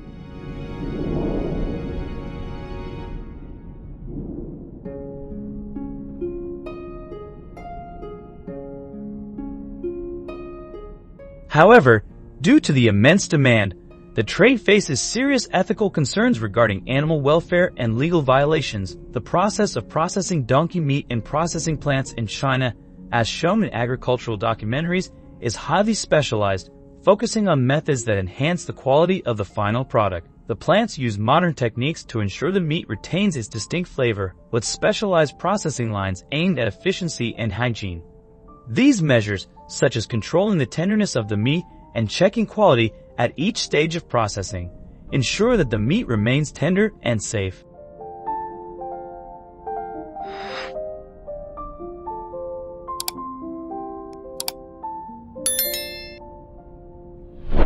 Processing yield can be optimized by controlling factors such as the age and breed of the donkey, with some plants using specific breeds for better meat quality.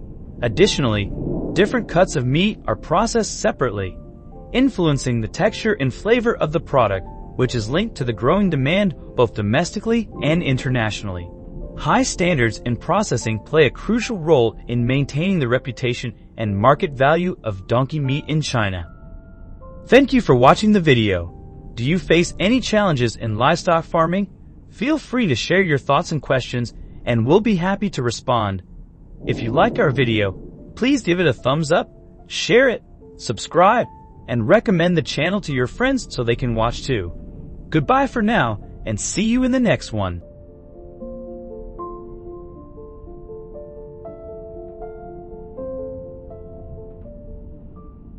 Hello everyone!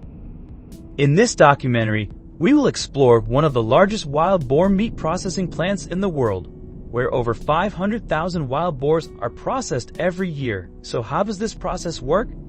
How are these boars captured, processed, and sold? The answers might surprise you, revealing hidden activities that could change the way you view wild boar meat. Leave a comment with the number 1 and join us in watching this documentary.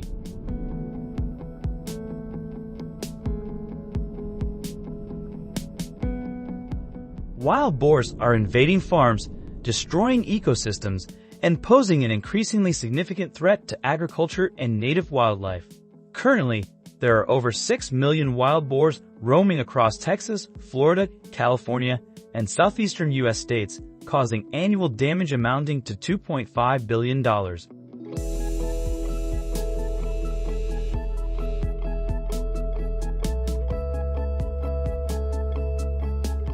With their population doubling every 5 years, trapping wild boars has become a necessity, not just an option, according to regulations from the USDA and state wildlife agencies.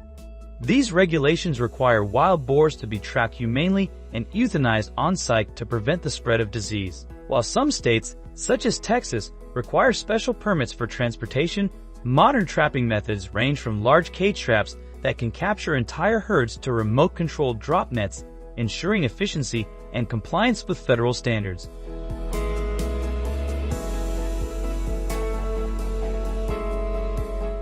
However, the real question is, what happens after the wild boars are caught? They are taken to the wild boar processing plant, where their fate enters a hidden industrial process out of the public's view. Once the wild boars are successfully trapped, the next challenge is transporting them to the processing plant, a task much more difficult than transporting farm-raised pigs. Unlike domesticated pigs, wild boars are highly aggressive, unpredictable, and can jump as high as 4 feet, requiring the use of reinforced steel cages and double-locking gates.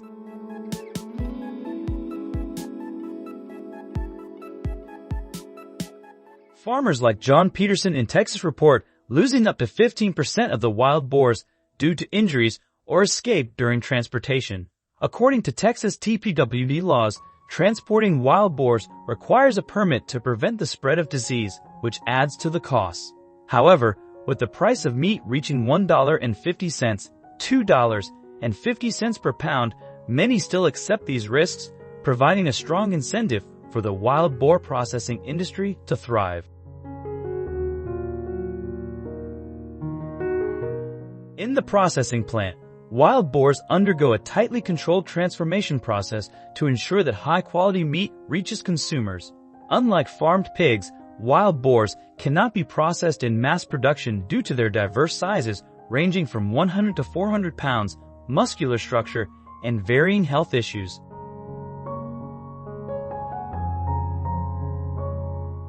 According to USDA and FDA regulations, each wild boar must be individually inspected for diseases such as porcine, brucellosis, and pseudorabies to ensure safety.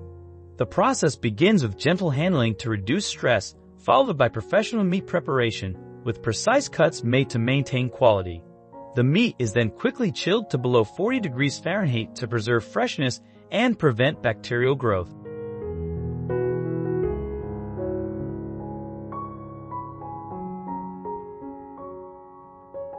Experts emphasize that wild boar meat needs to be processed using special methods to preserve its distinctive flavor and firm texture, making it a sought-after product.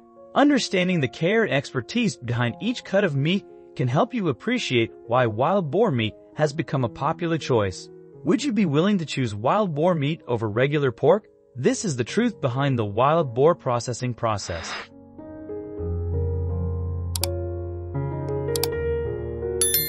Wild boar meat is not only a specialty dish, but also a highly nutritious and valuable product, setting it apart from farm-raised pork. But what makes it so special?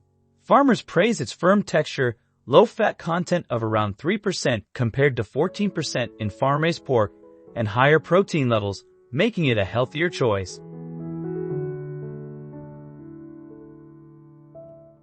Experts also believe that wild boars, raised in natural environments and feeding on a diverse diet, produce meat rich in omega-3, iron, and essential vitamins. Consumers describe the robust, intense flavor of wild boar meat, which explains why it is priced 30 to 50% higher than regular pork.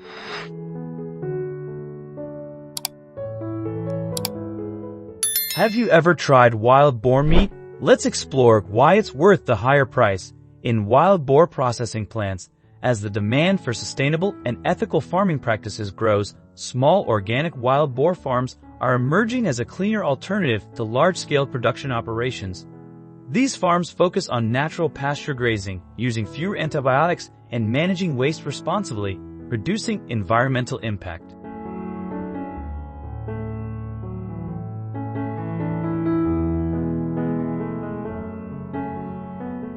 How can consumers make ethical choices? Look for certifications, traceable sources, and farms that prioritize animal welfare. Avoid misleading marketing claims that hide mass production methods. Raising wild boars highlights a larger issue: ethics in modern meat production. Is raising wild boar truly sustainable in the long run, or is it just an industry adapting to consumer trends? Would you continue eating wild boar after knowing the truth? Share your thoughts in the comments. Explore our videos on ethical meat production. And if you're looking for alternatives, consider supporting local sustainable farms where quality is prioritized over quantity. Your choice will shape the future of food.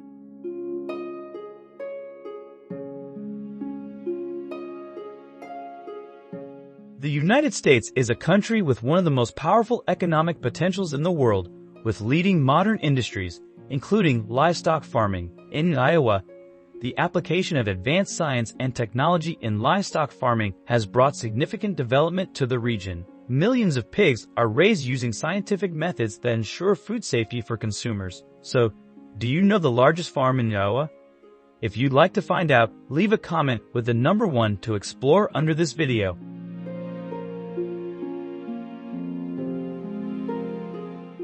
If you live near this area, you might not know that Prestige Foods Farm is a large pig farming corporation committed to providing high-quality products and animal welfare. They always focus on breeding to ensure safety and quality for consumers. So the real question is, have you ever used a product from the Prestige Foods brand?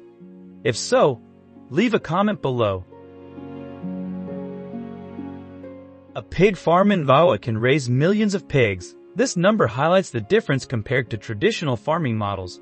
Modern pig farms primarily use hybrid pig breeds imported from Denmark, which have high productivity, large lean meat ratios, good disease resistance, and are well suited to temperate climates. So why is the demand for pork so high? Pork is an important food source in the diet of Americans and many other countries around the world. The increasing demand for pork drives the growth of the livestock industry.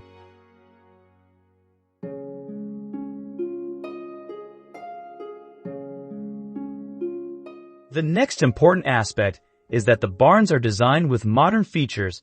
The partitions in the pens are made of sturdy aluminum material with interwoven ventilation slots, promoting airflow, limiting the spread of diseases, and facilitating the cleaning of the barns.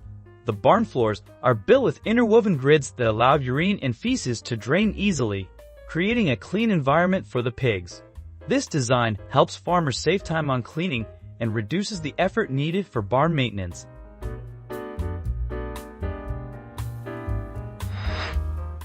The automated feeding system uses machinery to deliver food through remote sensors, allowing farmers to monitor feeding remotely without needing to be physically present. This ensures that the pigs are always fed without any food waste, optimizing both feed usage and farm efficiency. Now let's take a look at the water system above the pigs, which is an automatic water supply system. When the pigs suck on the nozzle, water automatically flows out, and when they release it, the water stops. So, what do you think about this farming system? Is it good or not? Please leave your comment below.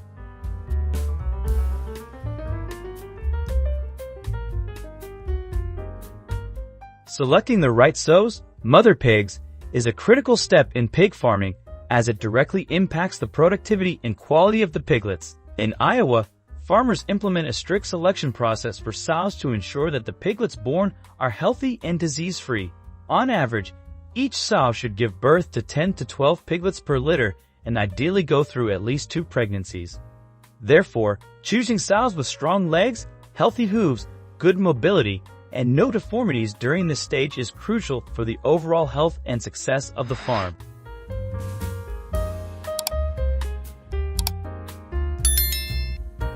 During this time, farmers will separate the sow from other mature pigs to meet her unique nutritional needs, while minimizing the risk of disease transmission and easily monitoring the health of both the sow and piglets.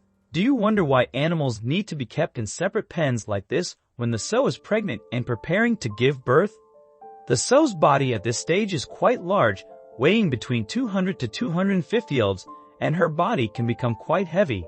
Separating her into her own pen helps reduce stress and ensures the safety of the piglets during birth.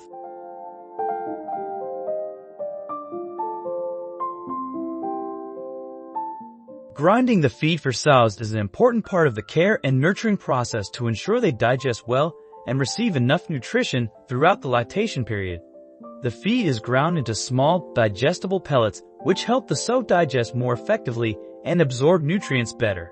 Ground feed also reduces the risk of digestive blockages in the sow, while enhancing her comfort and overall health during the care process.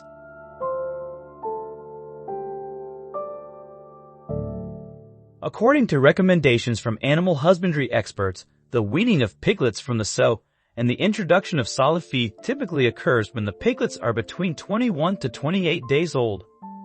By this time, the digestive system of the piglets has developed enough to handle solid feed. Newborn piglets are very fragile and need to be kept warm to grow healthily. Infrared lamps have the ability to provide deep warmth, helping the piglets feel cozy and comfortable, which in turn stimulates their immune system and helps them fight off diseases.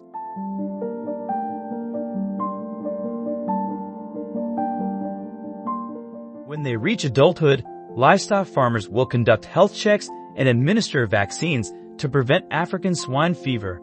This not only helps protect the animal's health, but also ensures the safety of the meat for human consumption.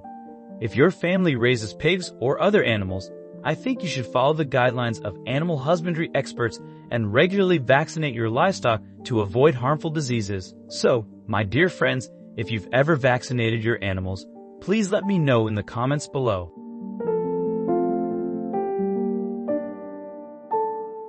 After completing the health checks, farmers will move the pigs to the processing area to produce quality products for consumers' needs. Have you ever noticed the green stripes on the backs of pigs? This is a way to mark the animals that have passed health inspections and are just waiting to be sent to the processing area.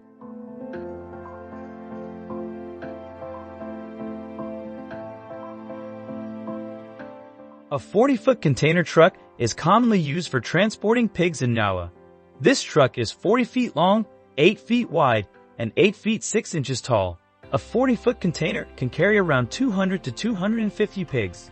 The truck is equipped with an air conditioning system that helps cool the pigs during the transport, ensuring they remain comfortable and that the quality of the meat is not affected.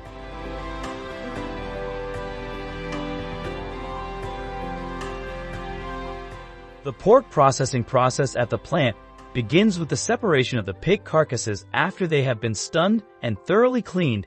Each carcass is then divided into 4 legs and hung on racks to be placed in cold rooms where they will be stored.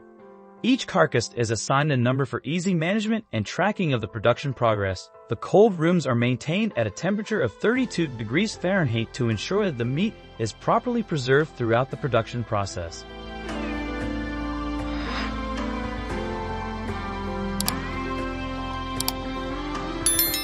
After the meat has been stored, the processors continue the process by separating each piece of meat and weighing them. Each piece of meat is then individually packaged with varying values and weights according to consumer demands. This process ensures that the final pork product meets high-quality standards and satisfies the diverse market requirements.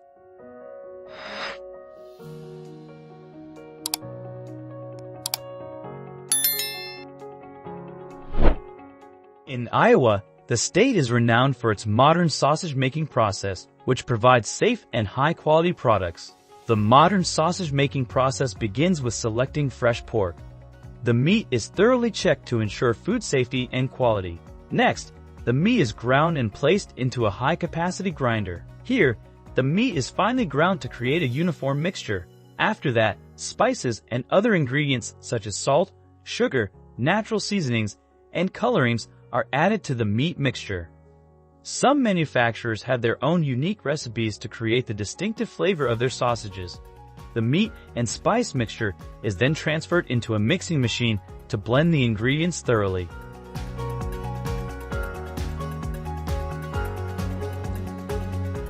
Thank you for watching the video.